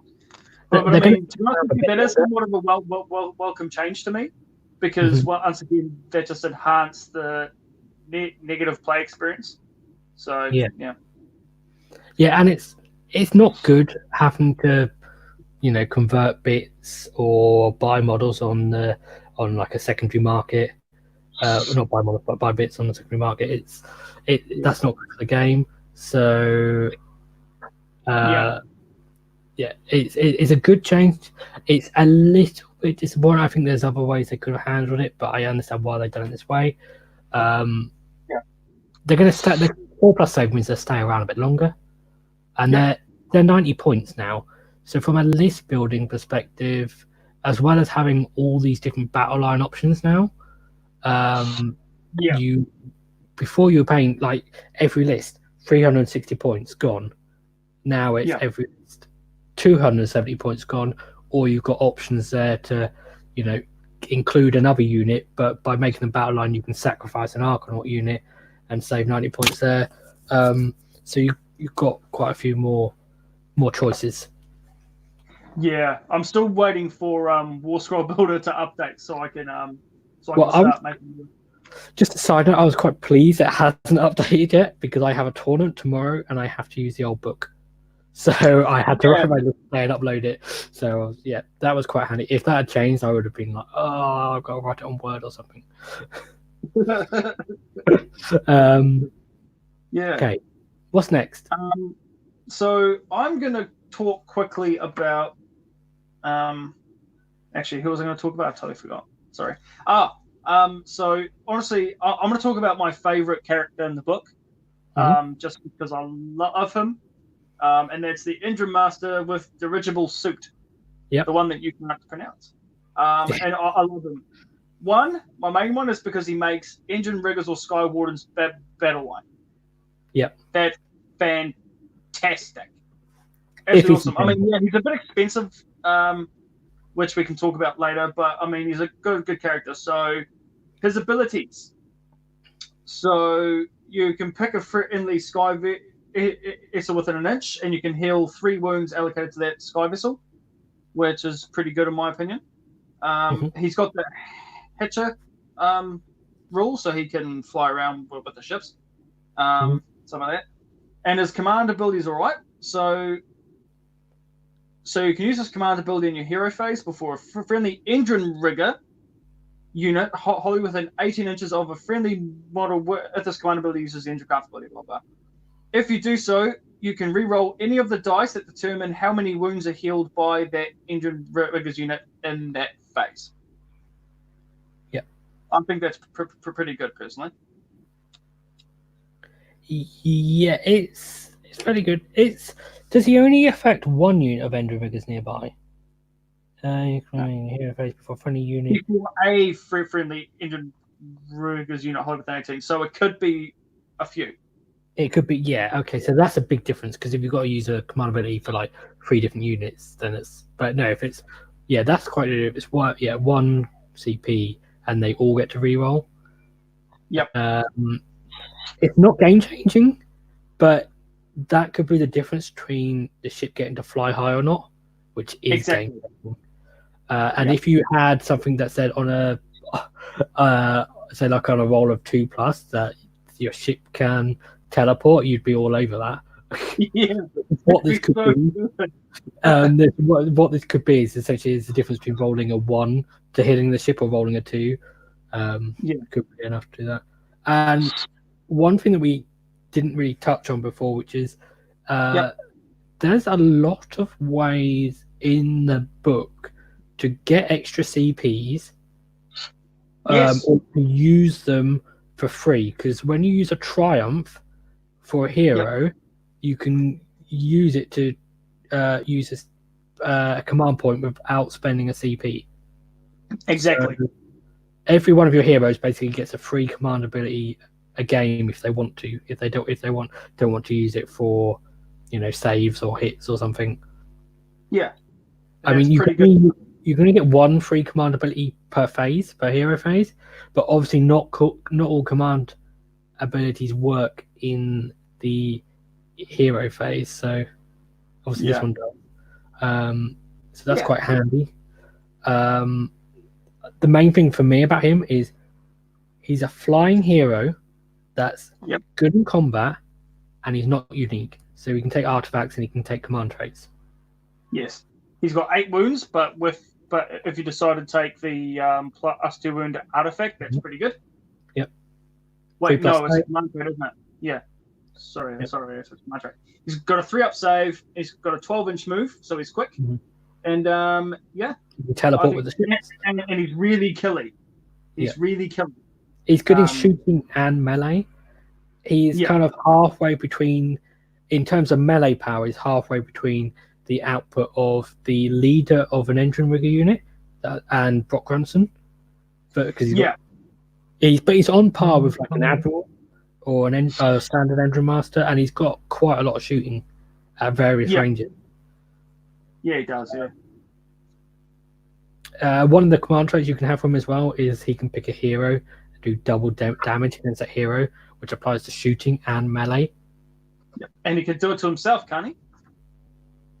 Yeah, that's what I mean. So he picks it. You pick a hero at the beginning of the game, and that model gets the engine master gets double damage against that enemy model.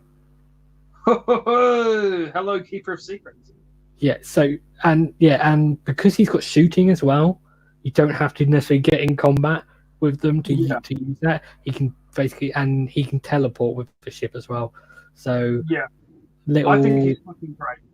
Little enemy units that like to hide somewhere behind a wall or something. Yeah. You can just be like, I'm going to teleport over here, and now hit you with double damage. So yeah.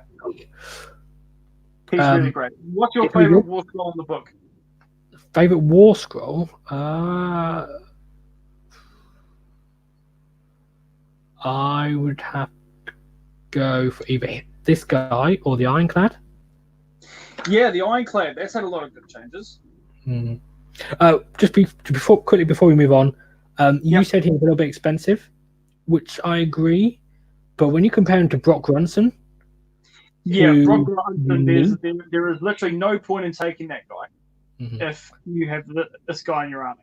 It's just for when Brock Grunson costs 20 points more and is unique, so can't take command traits and artifacts of power, and his command ability is limited to Barak Nar units. You're going to pick this guy, and this guy makes Enriggers and Skywardens battle line. If he's general, he's just there's no reason to take Brock Grunson over instead of this guy.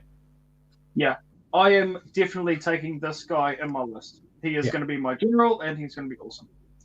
I'm really glad that I did buy Aether Wars because I thought I don't necessarily need all those models. And I'll get it because I haven't got 3 gun haulers, and then if Escort Wing is suddenly good, I'd like to have 3. And that it's going to sell out. It's already sold out on GW's website. Yeah. If you haven't gone out, if you're listening, you haven't gone out and bought Aether Wars yet, or you don't want Aether Wars and you're thinking you're not sure about getting this hero, I would suggest get him now before he's really expensive. Because at some point you will build a list with him in, and I've already seen people talking about lists with 2 of them in. Yeah, 2 of them could be interesting. I mean, that is a big points cost, but in the end, he's great. I'll take 1, at least 1. Yeah, I'm gonna have 1, but you don't want to be stuck with there's like none on eBay and you can't get it. You can convert him, but it's not the same, is it? Moving on. Quickly, Brock Grunson, not many changes except for the fact his command ability is completely changed and it's rubbish. Yeah, he is. Yeah, it's a rubbish thing. It's Barak Nar and stuff like this. The only reason I want to mention it is because it doesn't combine with Barak Mornar anymore. Because Barak Mornar still has the run and shoot, and so a lot of people going, "Oh yeah, that's still good." And I'll take Brock Grunson. No, you can't, because Brock Hudson doesn't give you run and charge anymore. What he does let you do is re-roll charges, but you have to do it before the charge roll, so it's actually worse than the one in the GHP. Yep. Except for the fact that it affects multiple units. So if you are going to charge in lots of units, then it might be good, but only if you fail lots of charge rolls. Yeah. So, yeah, it's bad. Let's move on. Let's talk about the Ironclad. Oh, yeah, let's talk about the Ironclad. So, it's gone up to 510 points. Yep. For good reason. Because, it's had some buffs. First of all, free up save. Movement is the same, I think. Yeah, movement is the same. Everything. Bravery doesn't matter, really, does it, on Sky Vessels? The main thing is, so it's the shooting has changed. So, first of all, the Sky Cannon, you've got two different ways of shooting it. You can do shrapnel, which is 6 attacks, and they do 2 damage. And basically, everything now, you know how everything was like hitting on 4s? Yep, like, everything. You had 4s and 2s, or you had like the best thing was like 3s and 4s on it. Everything now is like 3s and 2s, or I think there's 1, 4, and 3.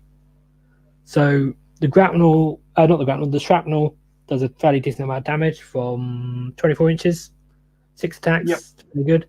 The other way is just shooting a cannon shell, which is 30 inches range, which is pretty good. That's quite far, and that does a flat 6 damage. Yeah, that's pretty angry. And it's 3s and 2s, -2 rend, as opposed to, when we had 4s and 2s before, so 50% of the time wasn't doing anything. And before, the difference between D6 damage and 6 is huge.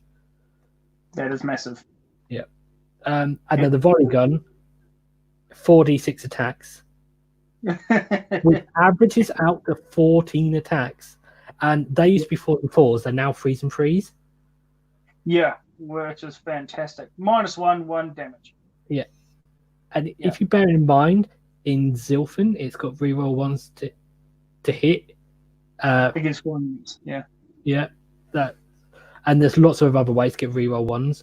Like, the thing was before, reroll 1s was always a bit like, they're okay, and they help, but when you're on a 4+ to hit, it's kind of like a bit of a drop in the ocean. But now that, like, most of your ships are hitting on 3s and wounding on 2s and stuff, reroll 1s is a lot more significant. Yeah, it's massive. Because I'm really trying to figure out which one I'd take. The Sky Cannon or the Ollie gun. So the cannon just has the reach. But when you're flying high and you might be a bit closer to everything else, the Ollie gun can be really good. Sorry, it is really good.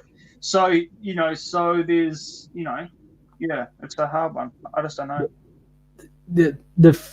What factors in for me is the fact that you can teleport the ship. Yeah, exactly. So the range is not so much of an issue. But my advice to everyone is, it's a £70 model from the Games Workshop. I have no idea how much it costs in New Zealand, and I don't want you to tell me. It'll be very depressing. But I will tell you. I'm gonna look it up. Magnetize that, because you're going to write lists where you might want to change it. There's no auto pick now, and it's so easy to do.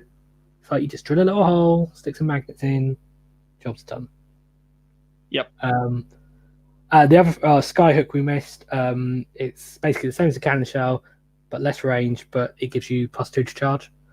And the other thing was torpedoes are basically the same. Carbines have had a massive buff because they do 2 damage now. And were they 3s and 4s before? 4s and 3s, something like that. Now they're 3s and 3s. They were 4s and 3s. They are, depending what weapon you take, they're either your second best gun or your best gun on that model in terms of damage output. I agree. They're only 12-inch range. And then everything is the bomb racks now Oh, it can heal 1 wound and stuff, but yeah, the bomb racks now, there's a modifier for it, so you're not always on a 4+, and there's a lot less bombs. So it's a lot less like, oh, which bomb do I pick, and then, oh, do I use my supremacy mine now, and what other bombs have I got? Let me just look through all these different bombs on the war scroll and pick them. It's just one. So it's a lot quicker to sign. But yeah, have you got anything else to say about the Ironclad? No, I just think it's a great thing. I was watching Warhammer Weekly last night, and Vince was talking about buying 2 of these things for his Tempest list. Yes, it's going to be very good in Cities of Sigmar because it will be on a 2+ save, turn 1 and Tempest Eye. And I haven't done the math yet, actually, but a Lord Ordinator could be pretty insane. I mean, obviously, Cities of Sigmar, they also have access to a Hurricanum. So, but it does quite a lot of damage now, compared to what it did. Yeah. So, Lee, do you want to know how much the Arcanor Ironclad costs in New Zealand? Go on then. Right. So, at current exchange rate, right? So you said it was £70 in the UK, right? Yep. So that's about £140 New Zealand, because it's pretty much double, right? Yep. In New Zealand, on the GDub site, it costs $230 New Zealand. Oh my god. Yep. Yeah. And how much would it cost you to buy some magnets? Oh, fuck no. Oh no, less than that. Like, you know, that would be pittance. But exactly. Just go do it. But yeah. KO in New Zealand is not a cheap army to collect. I don't think it's necessarily a cheap army anywhere. But especially New Zealand. It's not like some armies where you can go and pick loads of stuff up, like 40 models cheap secondhand or something, because people had old ones from like the 80s or the 90s or something. Yeah, but man. So the Ironclad is absolutely fantastic. I will be getting one, because it's just, in my opinion, it's a must-have in the list. It's just you have to have it. It's just such a gun platform. Even if you don't have it in your list, I think if you've got KO and you're going to be a KO player, why would you not want the big ship? Yeah, exactly that. It's like if you played Death and you didn't have Nagash, or I mean, maybe if you were playing Bone Reapers, you could make an argument not for having Gash because you've got Catacross and that's your big piece. But you know what I mean? It's like every army has its big model and everyone really wants it. So yeah. All right, cool. So we've been talking for a while. Let's talk about our potential lists and how we think overall this book is going to affect the meta and how we're going to perform in the meta. How about that? Yeah. Do you want to talk about the gun hauler first? Or... Oh, sure thing, actually. Yep. So I don't think it's worth. I think there's some units we can skip. Like we don't need to talk about the frigate and many of the heroes. We might as well mention the navigator. His ability is 36 inches now. That's really good. Gun haulers had a lovely buff. They did. So they're on a 4-up save now. They've got movement 12 with 10 wounds. They've got a fair amount of firepower, just like everything else, except their carbines are only one damage. Sorry. Bleh. I'm getting all excited now. But yeah, so they do have 2 attacks each, which is great. Yeah. So they're a little bit more powerful than they used to be. They didn't get some of the buffs like the Ironclad and the frigate got, so they didn't get the 2 damage. And some of the guns that basically have the same names don't have the same stat line as, like, say, the Ironclad. So, like, they don't have the flat 6 damage. Yes. But it can take a drill cannon. And the drill cannon is awesome. It's on a 3 as well. Yeah, let's just start with the range. 36-inch range on a ship that can teleport. Yep. And it's all smooth. You are not hiding from this thing at all unless you have like that shroud thing that makes you invisible. Yeah, this thing can shoot, which is great. What else? The drill cannon. so it can do all the fly high stuff and disengage and whatnot. And for the drill cannon, on the gun hauler, it's a 5-up instead of a 6-up. Mm-hmm. Which is good. Which is great. Yeah, so you roll off from 36 inches away. You roll a 5-up. You do a flat 3 mortal wounds, and even if you don't roll that 5-up, then if you get a 3, then 3 to wound, then -3 rend. Still got the -3 rend, and then it's D3 damage. The cannon shell is still quite good because that's D6 damage and D6 attacks. But there's a lot more utility with it now because it can teleport around, it can take riggers with it, and you can give it artifacts to make it a bit better. So and it can be battle line and Urbaz. Yes, which is why Alex loves it so much. Yeah. It's a really great thing. It was much needed. But another point is I want to make as well is that this book makes the start collecting set worth it now. Yes. Because it makes it so much better. Yeah, both the gun hauler and the thunderers have options to be battle line now. Which is something we haven't actually explained much. I was going to get to that when we were talking about lists. Yeah. But basically, you've got, other than Arcanauts, which are always battle line, we mentioned obviously the Balloon Master, when he's a general, Sky Wardens and Endriggers be battle line. In Barak Nar, Thunderers can be battle line, and in Urbaz, Gun Haulers are battle line, and Zilfin, Frigates are battle line. So you've got a huge amount of choice now. Exactly, which is what we were asking for, and G-Dub delivered. Thank you. Yeah, I like the way everyone's like, oh, well, they make this one thing battle line. And G-Dub was like, no. We're not making one unit battle line. We're just going to give you battle line and everything. Which is fantastic. Yeah. The only thing they didn't do was give us Ironclad's battle line. Which would have been amazing. That would have been fucking stupid. Oh yeah, definitely. Stupid. But it would have been fantastic. Oh yeah. Yeah, I would have been all over that, I think. Yeah, me too. So there's nothing else to say about War Scrolls. The standard Endrin Master is not worth mentioning, really. No, it's not. The Admiral's had quite a lot of changes. Oh, yeah, sorry. 4 command abilities. Yeah. Most of them are rubbish. Yeah. But he does do, this is a standard ability, not a command ability, he does do a battle shock immunity thing. There's a little bit of attack because you have to possibly put wounds onto units as well. I mean, it keeps the Admiral alive, but there's kind of like this catch-22 of like, you put them in your list to make units survive longer by making them battle shock immune, but then you're also passing wounds onto them. Yeah, exactly. So most of his command abilities actually in some ways duplicate ones from the core rules, the GHB. There is one that gives +1 to hit. If he's inside a ship, then the ship and him and all the other models in the ship get +1 to hit in melee. Yep. Which, at first that sounds really good.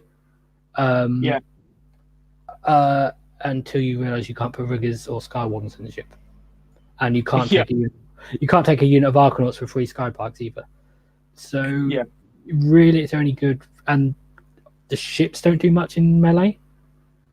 Their ways of doing damage in melee is really the bombs, which don't have a hit roll, or the charge artifact we mentioned earlier. So it's really only if you've got heroes in there, or some drill bills potentially. I've not really thought of that. That just suddenly popped into my head. If you had, I'll have a look. Because drill bills, we didn't mention that with Thunderers, but drill bills don't do the mortal wounds now. They have basically a melee weapon profile. Yep. So it's D3 attacks, 4s and 4s, -1 damage, and it's got a 3-inch range.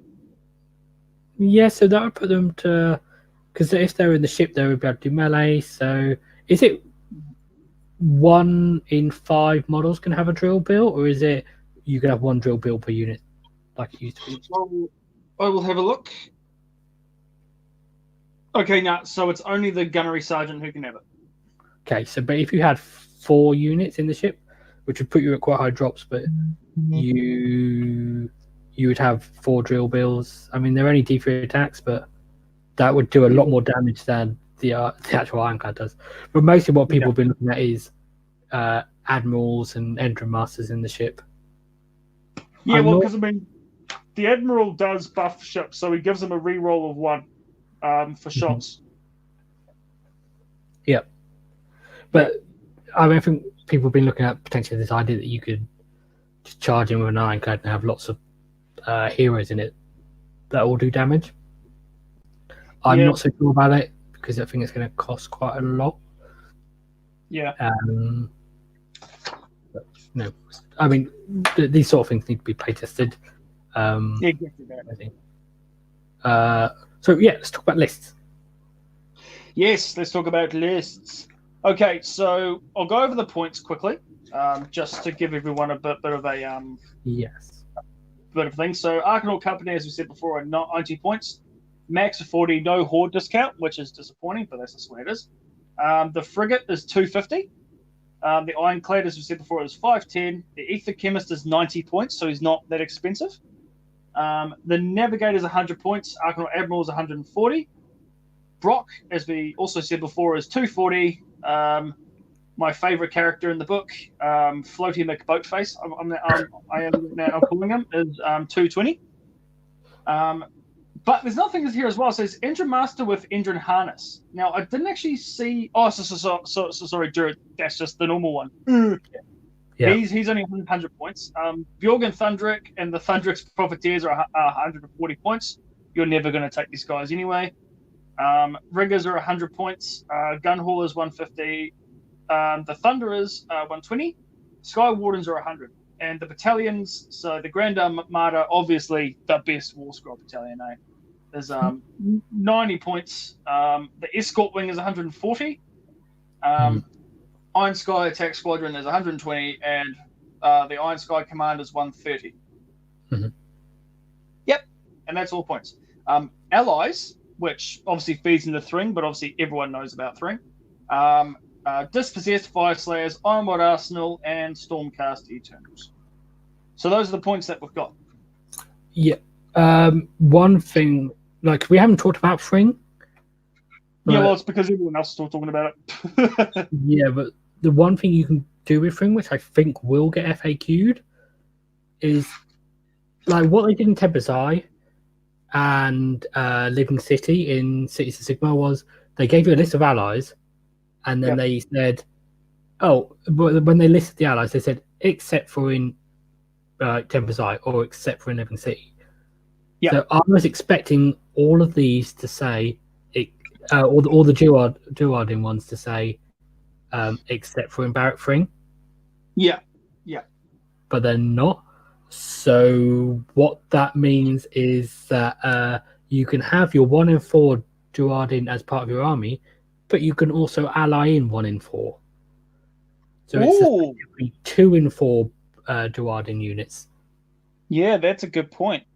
So the ally ones don't get their allegiance abilities because they don't get the keyword, but they can still do the things like if you ally in, say, if you're including a unit of Hardcore Berserkers, you can ally in a Rune Smiter to tunnel them. You can get a lot of Fire Slayers or Dispossessed or whatever into that list by using this, and I think that's going to get FAQ'd. I agree. I do agree. I think, Alex is in the chat and he says Escort Wing for life. I mean, it's a really good battalion. I actually really like it. I will be trying it out because I've got plans for my future purchases. So I mean, lo and behold, I will be buying 3 gun haulers in one form or another, just to have. But it is really good. So, what is your current list that you're thinking of taking? I don't have an exact one, with everything worked out in terms of, like artifacts and stuff. There are some obvious ones. But basically there's been a lot of talk about how it all kind of filters down to the same list anyway. Yep. Which is, I agree with to an extent. If you make certain decisions when you're building your list, then they will naturally sort of go down a certain route. But obviously, if you make different decisions at the start, then you won't go down the route. I really like the spell in the bottle, and I like Morphine because I can sort of move a ship up in the hero phase and use the spell in the bottle to put Vortex on them. Yeah. If you're going to do that, you're probably going to take the Iron Sky command. Which is the reason why I want to take it. Yeah.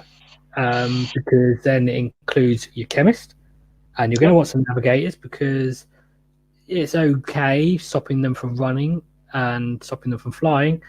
But if it's a Maw Crusher that's got 16-inch move thanks to artifacts and other stuff, it's still going to be on top of you. So, or if it's like a Gristle Gore, whatchamacallit, then still going to move 20 inches before it charges. Oh no, it won't move 20 inches because it can't run. But it still moves a long way. So you want Navigators in there as well, and so it lets you have your Ironclad, which has got just big old beast that can teleport. It also lets you include the new flying balloon master, Boaty McBoatface. No, whatever you call him. I don't know. The flying engine master, and lets you have engine riggers, which will then be battle line. So really, what you're going to end up taking is probably 3 units of 6 engine riggers. How you outfit them is up to you. Like you could take 2 shooter units and a melee unit, or you can take 2 melee units and a shooter unit, or try and give them all a little bit of each or something. But that the core of this is 6 of them.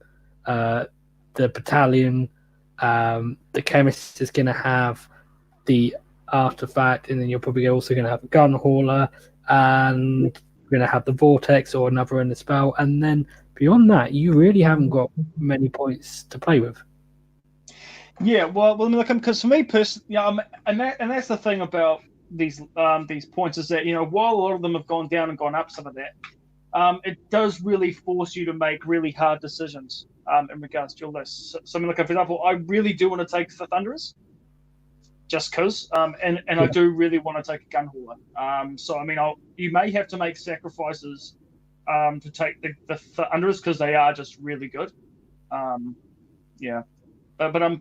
also I do think that there is some value in adding at least 1 unit of Arcanaut Company to your list. Well, they're in the battalion anyway, so you'll have one. Yeah, exactly that. So because obviously I'm terrible at math, so I won't be making any lists until the War Scroll Builder is actually updated. That makes it so much easier because you can you're not just sitting. I spend so much time just sitting on a calculator adding things up, and I think, did I add that? Did I not? And then War Scroll Builder is the best thing Games Workshop ever did. I'm just gonna say it. It's amazing. Although I just spot an issue with it today because I thought, I'll be really clever. I'm at work and I'll not do some work and I'll write a War Scroll on the PC rather than on my phone. Because I don't know if you've ever noticed, but if you do a KO list on War Scroll Builder, as soon as you put in there's no trading with some people, like you just can't use the thing because it just stretches the screen, then buttons go off the screen and then you can't press them. And it's just ridiculous. It doesn't help that I have like a relatively small phone compared to what some phones are now. But so I thought, I'll do it on PC. It'd be really great. Except for the button for copying the text doesn't exist, so you can't copy it as text from the website. They need to fix that. If you're listening to Games Workshop, fix that so you can do that. So then I started doing all that. I was like, oh, something there. And then then I exported, like, did the PDF instead, then copied it, and then put it into tabletop TO, and it just lost all the formatting. Oh no! And it was a mess. So I was like, right, I'll do it on my phone instead. Yeah. Right. Anyway, completely got sidetracked. That's all right. Let's talk about. Pardon me. Are you looking at a similar list then with that? Yeah, pretty much almost identical. Yeah. Personally, I actually really like the way that lists look now. I mean, because there is a lot of variety, whereas before it was just, it was just Arcanaut Company and Riggers and Sky Wardens and like 2 chemists and an ironclad, and that was it. But now, you can really, have a lot of variety in your list, which I really like. But yeah, so mine was pretty much the same. I'm just sort of playing with either taking a big unit of engine riggers and 2 small ones, or just taking 3 6-man units. But that'll come when I start truly crunching numbers and stuff like that.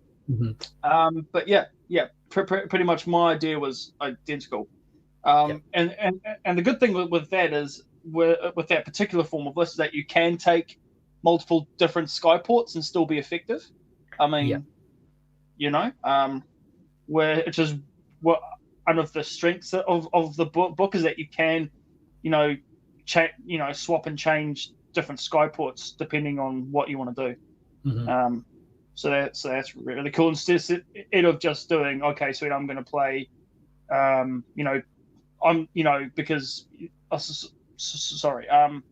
instead of being shoehorned into going, sweet, the best one is Petrifex Elite, and I'm only going to play Petrifex Elite.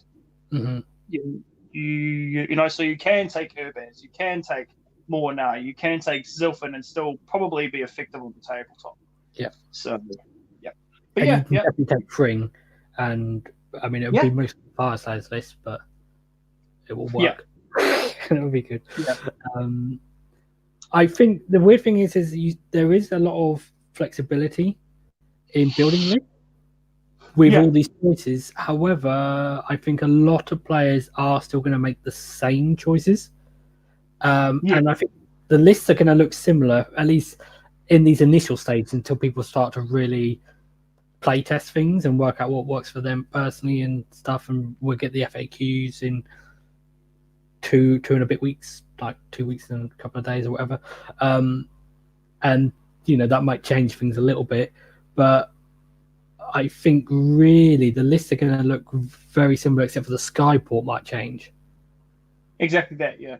Yeah. So the Skyports might change that, but I think a lot of people are going to look at, right, I'm going to take the new hero because he makes Riggers Battle Line, and they're going to be looking at, like, the new hotness is that being able to do that end the spell. So a lot of people are going to be playing around with things like that. So you're going to be seeing a lot of Iron Sky commands, I think. Agreed, yep. And a lot of Gruntstock escort wings. You'll be seeing a few of them. A lot of people, because they've been waiting to play boats for ages, so a lot of people are going to be playing that.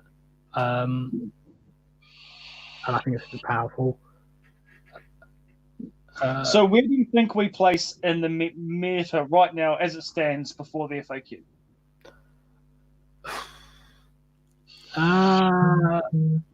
Well, I think there are some top tier lists potentially. Yeah.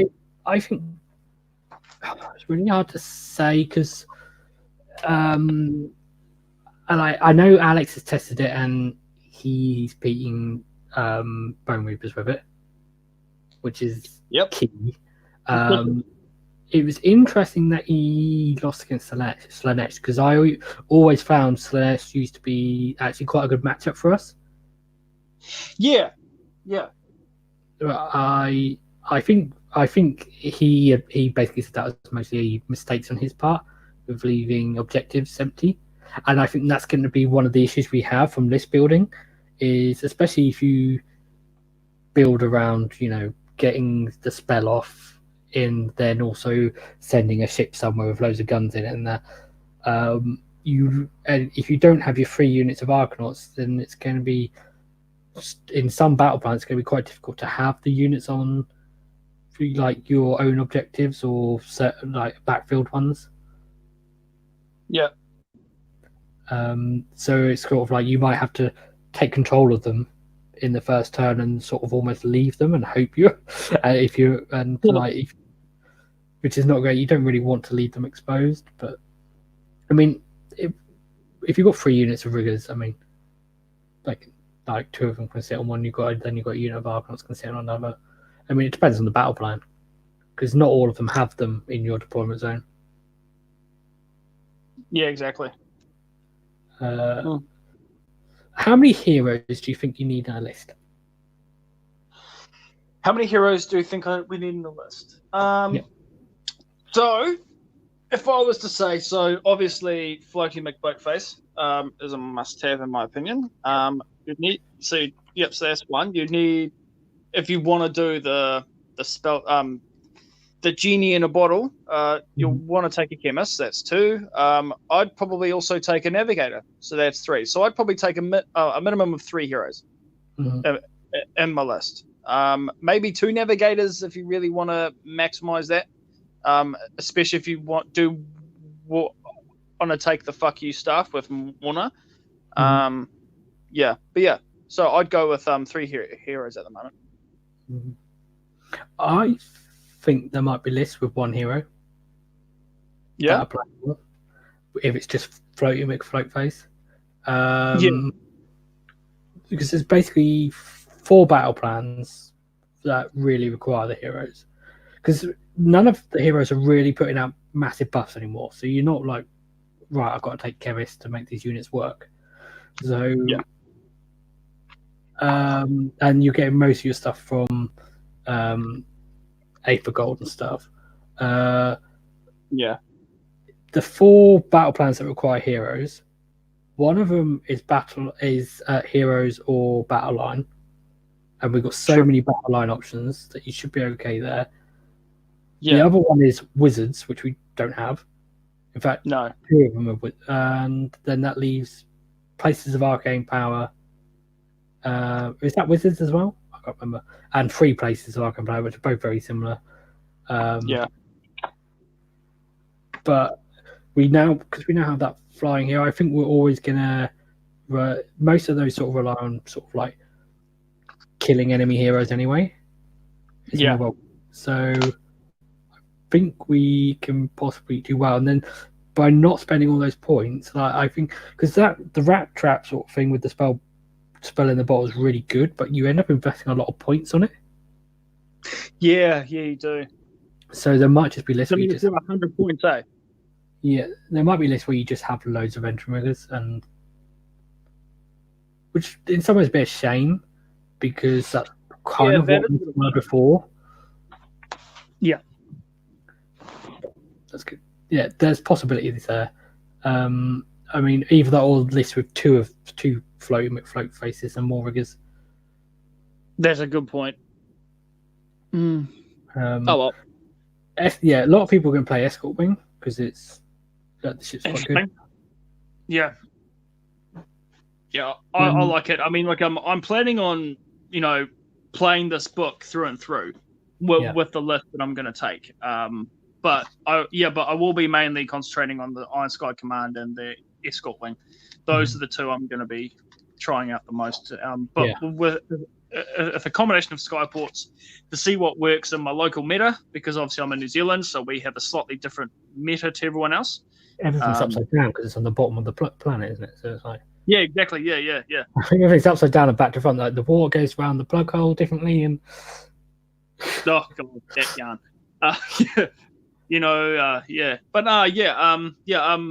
So in regards to just where I think KO plays in my meta at least, I think there's leagues. I mean, Slaanesh hasn't. It's had an impact, but because Slaanesh is so good, a lot of guys down here don't really want to play them because they are so good, and because our community is small and it's really friendly and it's really open. It's just why I love the New Zealand community so much. It's just everyone's a nice guy. And so a lot of guys, I've got mates that do play Slaanesh and they do really well. but like for example, our Masters this year was won by a Big Wireless. Yeah. You know, Big so Wireless is actually really good. it is amazing. It is amazing. I've got a mate here who plays Destruction, in my local town, and he loves it. Our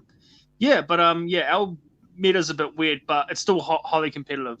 So I think that KO might do well, just with the sheer amount of shooting, just like I used to back in the day, when I was the only guy taking them competitively.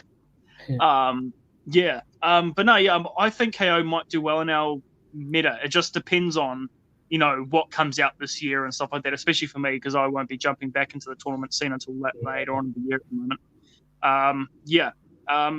Really, all we can really do with KO and the meta as a whole is wait and see what's coming out, because we know that there are more armies coming out. You've got the pointy elves, which will be coming out. No doubt more FAQs and potential nerfs for the likes of Slanesh and Petrifex Elite and stuff like that. Personally, I'm very optimistic in regards to how we're going to go in the future. I mean, FAQs might fix a few of the problems, probably not. But points changes, I'm hoping for a few drops. In the end, any army that is taken by a good general can be a good army. That's always been my argument with Age of Sigmar. Yeah. It's when you have two good generals against each other, it's nice to have the good faction to back it up to make things, because you can make less mistakes if you have a weaker faction. Do you think there's a list with Barracks on and Skywarden? Maybe, but sure, it makes up for the weaknesses of the Skywarden. Of the Sky Wardens. But I mean, sure, I think there's a list somewhere in there. But then again, you literally are really just relying on Sky Wardens instead of the whole list as a whole, in my opinion. It's kind of silly to say, really, but you don't really want to rely on one unit to do all your work. You really don't want to do that. You want to diversify, in my opinion. Yeah, and that's what I think. That's the big thing I think we need to learn with the new KO is, I think before we used to play in the shooting phase. Yep. And then in a couple of your turns, you would charge some riggers in. And then you sort of make as best you could after other stuff ended up in combat late in game when you didn't want them to be. Now I think you're going to have to play in multiple phases more. So stuff like Spend the Bottle is really helpful for that. I think we're going to have to be able to play in melee now, because if not, we're not necessarily going to, we can't just sit back and shoot all the time. And there are abilities that let us do damage even the charge phase or at the beginning of the combat phase, which it's almost like doing it in the charge phase. So we're going to need to compete a little bit and play a rounded game. Barracks on. I like that first buff. They put the best buff at the beginning, didn't they? It worries me having a list like that and then coming up against something like Slanesh, because you charge in, then your Sky ones get locust and then they die. I mean, obviously you're going to have shooting in the list anyway because it's KO. You can't really not have shooting in the list, but the Sky Wardens aren't going to do any shooting, at least not if you take them with a ship, because they'll be 9 inches away and they've got 9-inch range. So, and then, something like a list with 3 keepers of secrets is going to be hard to play against with Barracks on, I think. Yeah, agreed. Yeah, it will be. And that's what players really need to take into account. When I was talking about the meta and stuff like that, you really have to think about what you're going to come up against. Yes. And Zon just doesn't have the answers to a lot of the stuff that's around. No, because what Zon tries to do is it tries to turn KO into a melee army. Which is not what we do. No, if you do, you can do it to an extent, but then you're always going to have matchups where the other army can do it better. Exactly. And that's not what you want to do. We need to capitalize on our strengths, which is shooting. Yeah. You know? Yeah. What was I going to... And when you talk about the meta, it's interesting because we've had so many releases. Like, exactly. Really, other than the fact that like Bone Reapers have come out and really shook things up a little bit, it's really hard to really sort of just say, well, the meta at the moment is this, and this, because actually there is like OBR and Slanesh, but then there's like a list of like 10 other armies that could all potentially go 5-0 at a tournament. Stuff like Big War and FEC is still there. And of course, Cities of Sigmar, and there's like 2 or 3 different Cities of Sigmar lists. It's not just one thing. And then, as you said, there's pointy ears or whatever they're going to be called, some sort of elves coming out. Iden F is still, they're still there and still competitive. Yeah, I mean, we're just going to see in the next coming months. I mean, I'm waiting to see how Alex does at CanCon. That there is going to be my first indicator. Just with just with the end of the year, and it's the first major big event. Mm-hmm. Is CanCon 2,500 points? No, it's just 2,000 points. And it's got I think it's got like 200 and correct me if I'm wrong, I think it's like 230 or something players, maybe more. I don't know. Oh, I just remember him saying about a tournament that he was going to about 2,500 points. Yeah, CanCon was 2,000 points last year though, so I don't see why they were changing that. It must have been a different tournament. That should be interesting. I'm trying to think what other tournaments are. I mean, I've got a tournament beginning of Feb, which is only a 1 player, but it'll be really handy. I'm going to get some practice game. Well, try and get some practice games in before. It's going to be difficult because I'm going away next weekend. A tournament playing in the old book this weekend. And then we also want to get like 6 million podcasts in. Woohoo! Yeah, so I'll have that. So that'll be interesting. That will give me some really good first-hand experience. Proper. There's always a big difference between proper tournament play and practice games. Yeah, exactly that. Because you're not stressing as much in practice games as you would in an actual, an actual event. Yeah. So that'll be interesting. And then by then we would have to have a queue. And I'm trying to think what tournaments there are at the beginning. I think there's Heat 1, Games Workshop 1. That's not far off. End of Jan / beginning of Feb. I think. So that will give a really big indication. There's Bobo is in April or May. There must be other tournaments before then, but I think Heat 2 might even be before that.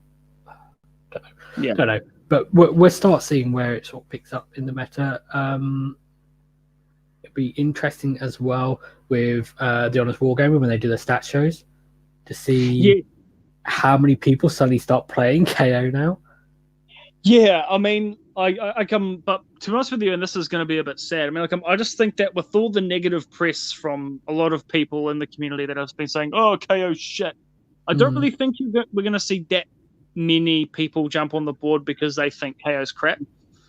But I mean, I'm hoping to be proven wrong. I hope we get a lot new admirals playing in the competitive scene. I mean, even in the past couple of weeks, our Facebook group, who Alex, Lee, and I, we all administrate. That's almost at 3,000 members now. So we've had almost 500 people come in. We were at about 2,600, 2,700 before the book was announced. But I think it was starting. I mean, there was definitely a massive uplift once. It's massive. Even while we've been talking, I've approved about 10 people. So Yeah, it's been ridiculous. I'm not sure if you're necessarily right about the negativity, because I think that's only in a very small subset of people. Oh, I agree completely. And I'm not trying to say that there are lots of them, because there aren't. And I love how so many people, I'm so sorry. That so many people are actually being positive about this book and getting into it and getting into the hobby aspect of it, because this army is, in my opinion, the best looking army in the range for the entire game. Yeah, but I agree. It isn't everyone, but sadly enough, usually the negative people are the most loud. Yeah, the other thing is the small subset of people is like people in basically the WhatsApp chat that are they are likely to be. I'm not calling them out. I'm just saying, like, this is where it is. Like, there are people on Facebook as well, and I'm sure there are on Twitter. I'm not on Twitter, so I don't see that. But there's a massive pool of people on Facebook. So smaller, like, you see the people being negative, but there's also a lot of people being positive. The difference between like the Facebook pool of people and the WhatsApp pool of people is the WhatsApp people are the ones that are likely to be tournament players, whereas the Facebook players are more likely to be. I mean, don't get me wrong, there's crossover between those players, and doesn't mean that if you're on Facebook and not on WhatsApp, you're not going to tournaments. But there's certainly a lower percentage of the players in the Facebook group are tournament players, and a higher percentage in the WhatsApp chat. So I don't know. The thing is, they're being negative, but then they're also still looking at lists, still writing lists, and still coming up with lists that are powerful. I think the thing is that they are finding building lists frustrating, and I agree with that to an extent. There is a frustrating process of, because what you do when you, especially when it's a new book, is you look for combos. You often, when you look for combos, the way you do it is you find something that's good, you find the drawback of that, like what stops it being really good, and you try and get around that drawback. And there's always something standing in your way at some point with this book. That's probably a point that we should have brought up before, is that the book does lack some inherent synergies, but there are still synergies there. I mean, it's there's normally something stopping you really pushing it to the next level, which is probably a good thing, because we don't want more gristle gores. No, we don't. Meshes. We really don't. That's the other. So it's like, and we don't want KO to like get a massive nurse again like it did the first time around. So that was painful. Yeah. So I think 3,000 years ago. I think despite some of the negativity, like, these people are still going to take these lists and still going to play them, still going to do well with them. So and then as soon as they do, I think we've already had a lot of people have already adopted KO, but I think as soon as it does well in a tournament, all of a sudden that will tick up again even more. And then we'll see. But I think, just generally speaking, just the fact that there's a new book means a lot of people are going to take them off the shelves and dust off the models. And like when Honest Wargamer does their stats, then they're going to shoot up massively, because it always happens every time a book comes out. It does. And we also haven't seen, from a meta perspective, how the FAQ changes have affected things from Christmas. I mean, we still have to wait for our FAQ, and that's really going to decide a lot in regards to how we do things in the future. Oh no, but I meant the big December FAQ. Oh yeah, true. Because there's not really been any big tournaments since then. I mean, I'm sure people have had one days and stuff, and if I've missed out some big tournaments, I apologise. But like Slaanesh got hit by a big nerf stick. They're still good. They got hit by a big nerf stick, so that's going to shake up the meta. There's books coming out left, right, and centre. Slaves to Darkness have just come out at the same time as KO coming out is Tzeentch, and they're really good. So what I hear, they are bonkers. And I haven't seen the War Scrolls for the end of spells either.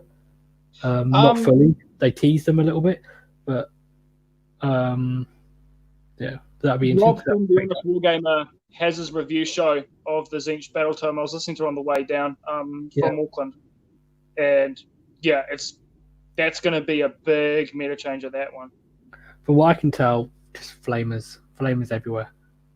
Flamers and horrors. Host duplicitous with a change host probably. Yeah. It's fucking bonkers. Yeah. How the meta shakes, that's going to be really interesting, and that's going to impact the way we write lists to an extent. Yep. But I don't know. It's going to be. I think there is. I don't know. There's untapped potential in that. I think people probably haven't worked out yet with KO. So we've spotted some of the obvious things with using the spell in the bottle and that sort of thing. But I think there's more stuff related to how well stuff survives and sort of doing damage over time. Or I think there could be something with splash mortal wound damage. With like a spell in the bottle that does mortal wounds, and then you can also have a night encounter with the comet, and then you just finish things off with shooting, and then if you do have to charge things. It's going to be interesting. We've never had mortal wounds before, and now we've got loads. Yeah, it's good. It's a good change. I think it's something that we definitely needed, just to keep us in there. Because before, we didn't have many mortal wounds, but we had a lot of rend, which I guess made up for it in a way. But oh shit, it's gone. No, it's not. One more thing I've just realised is every time there's a new release now, if they get in the spells, there's something else that we can potentially put into our armies. Oh yeah, that's a really good point. So we're constantly going to be getting, every time there's a new army comes out and people are like, oh my god, they're in the spells really good. I'm going to rubbing my hands together, go, it does look really good. More profits. Okay. Have you got anything else to add? Not really. Just stay positive, team. This book is great. It is great. Don't worry about that. I may as well make this announcement now. Notorious GT in New Zealand is in September at some stage. If any of you guys are traveling to New Zealand around that time, or if you're in Australia or some of that and you want to come over, please do. The community here is great. Notorious GT is the largest tournament that we have in New Zealand. It's run by the Notorious podcast. I'm hoping to have a KO army by that stage so I can play in it, but no promises with work and life. But yeah, KO is awesome, and yeah, stay positive, team. You better have a KO army soon, because you spend a lot of time on a KO podcast for someone without a KO army. Oh mate, well the thing is that I couldn't go away because I love KO so much, and I was one of the original dudes. I was one of the first founding members. I was one of the first founding admins, because back then we did it by region. Yeah. But then a lot of those guys left, and actually I'm pretty sure I'm the only one left from the original group of admins. Mm-hmm. So I've been here for a long haul, team. Yeah. Before we go, I think we're going to do more shows on this. This, definitely. I mean, it's already been 2.5 hours. But there's a lot of things we've missed, a lot of things we haven't unpacked and deep dived into. But we're going to do a whole series on list building with the new book. But obviously, it's too early stages to really do it. We haven't had the FAQ, and we really need to get practice games in. We don't want to just talk about something as if we're experts on it when it's new. So we will do more. We're going to do some more stuff that isn't necessarily about list building as well. Stuff about the lore and stuff would be great. Maybe the next episode should be a lore episode. Well, I was thinking about that, because we've got 2 weeks to wait for an FAQ. So we'll do that. Do the lore episode. We might have to do more than one lore episode, because There's a lot. I could get there's a whole new novel to read as well as the book as the Battletome. But maybe we'll do one just on the lore and the Battletome, and then good we plan. can do another one on the book. Way Sweet. lots of content. So yeah, more shows to come. We don't know what days they're going to be on stuff because we are disorganized. Because we're probably more like Barrack Monar than everyone else, and then the other ports. But yeah, more shows. So yeah, subscribe and stuff. And Leave any questions in the comment section. You can also find us on the Kharadron Overlords Facebook page. We are the admins, aka the Galdred. So if you guys have any questions for the podcast, also you can also put them on there, and we'll find them and hopefully have an answer for you. Yep. So do that. You can comment on the video as well, and I will, hopefully reply to it. Not necessarily straight away, but I will. And if anybody has suggestions for the show, I would like to get feedback from people about the quality of the show, because I know it hasn't, in terms of audio quality, because I know it hasn't been great in the past, and I know we have problems like we had to start the show late because we had problems with echoes and stuff. So hopefully it wasn't awful and you all managed to listen through. But if it was, please do let me know. Or if the audio quality was good, equally I want to know, because we know it's not perfect. So we're going to try some things. Okay. Right. Well, thank you very much, Hayden. Thank you everybody for listening. And we will be back soon. Bye, everyone. Bye.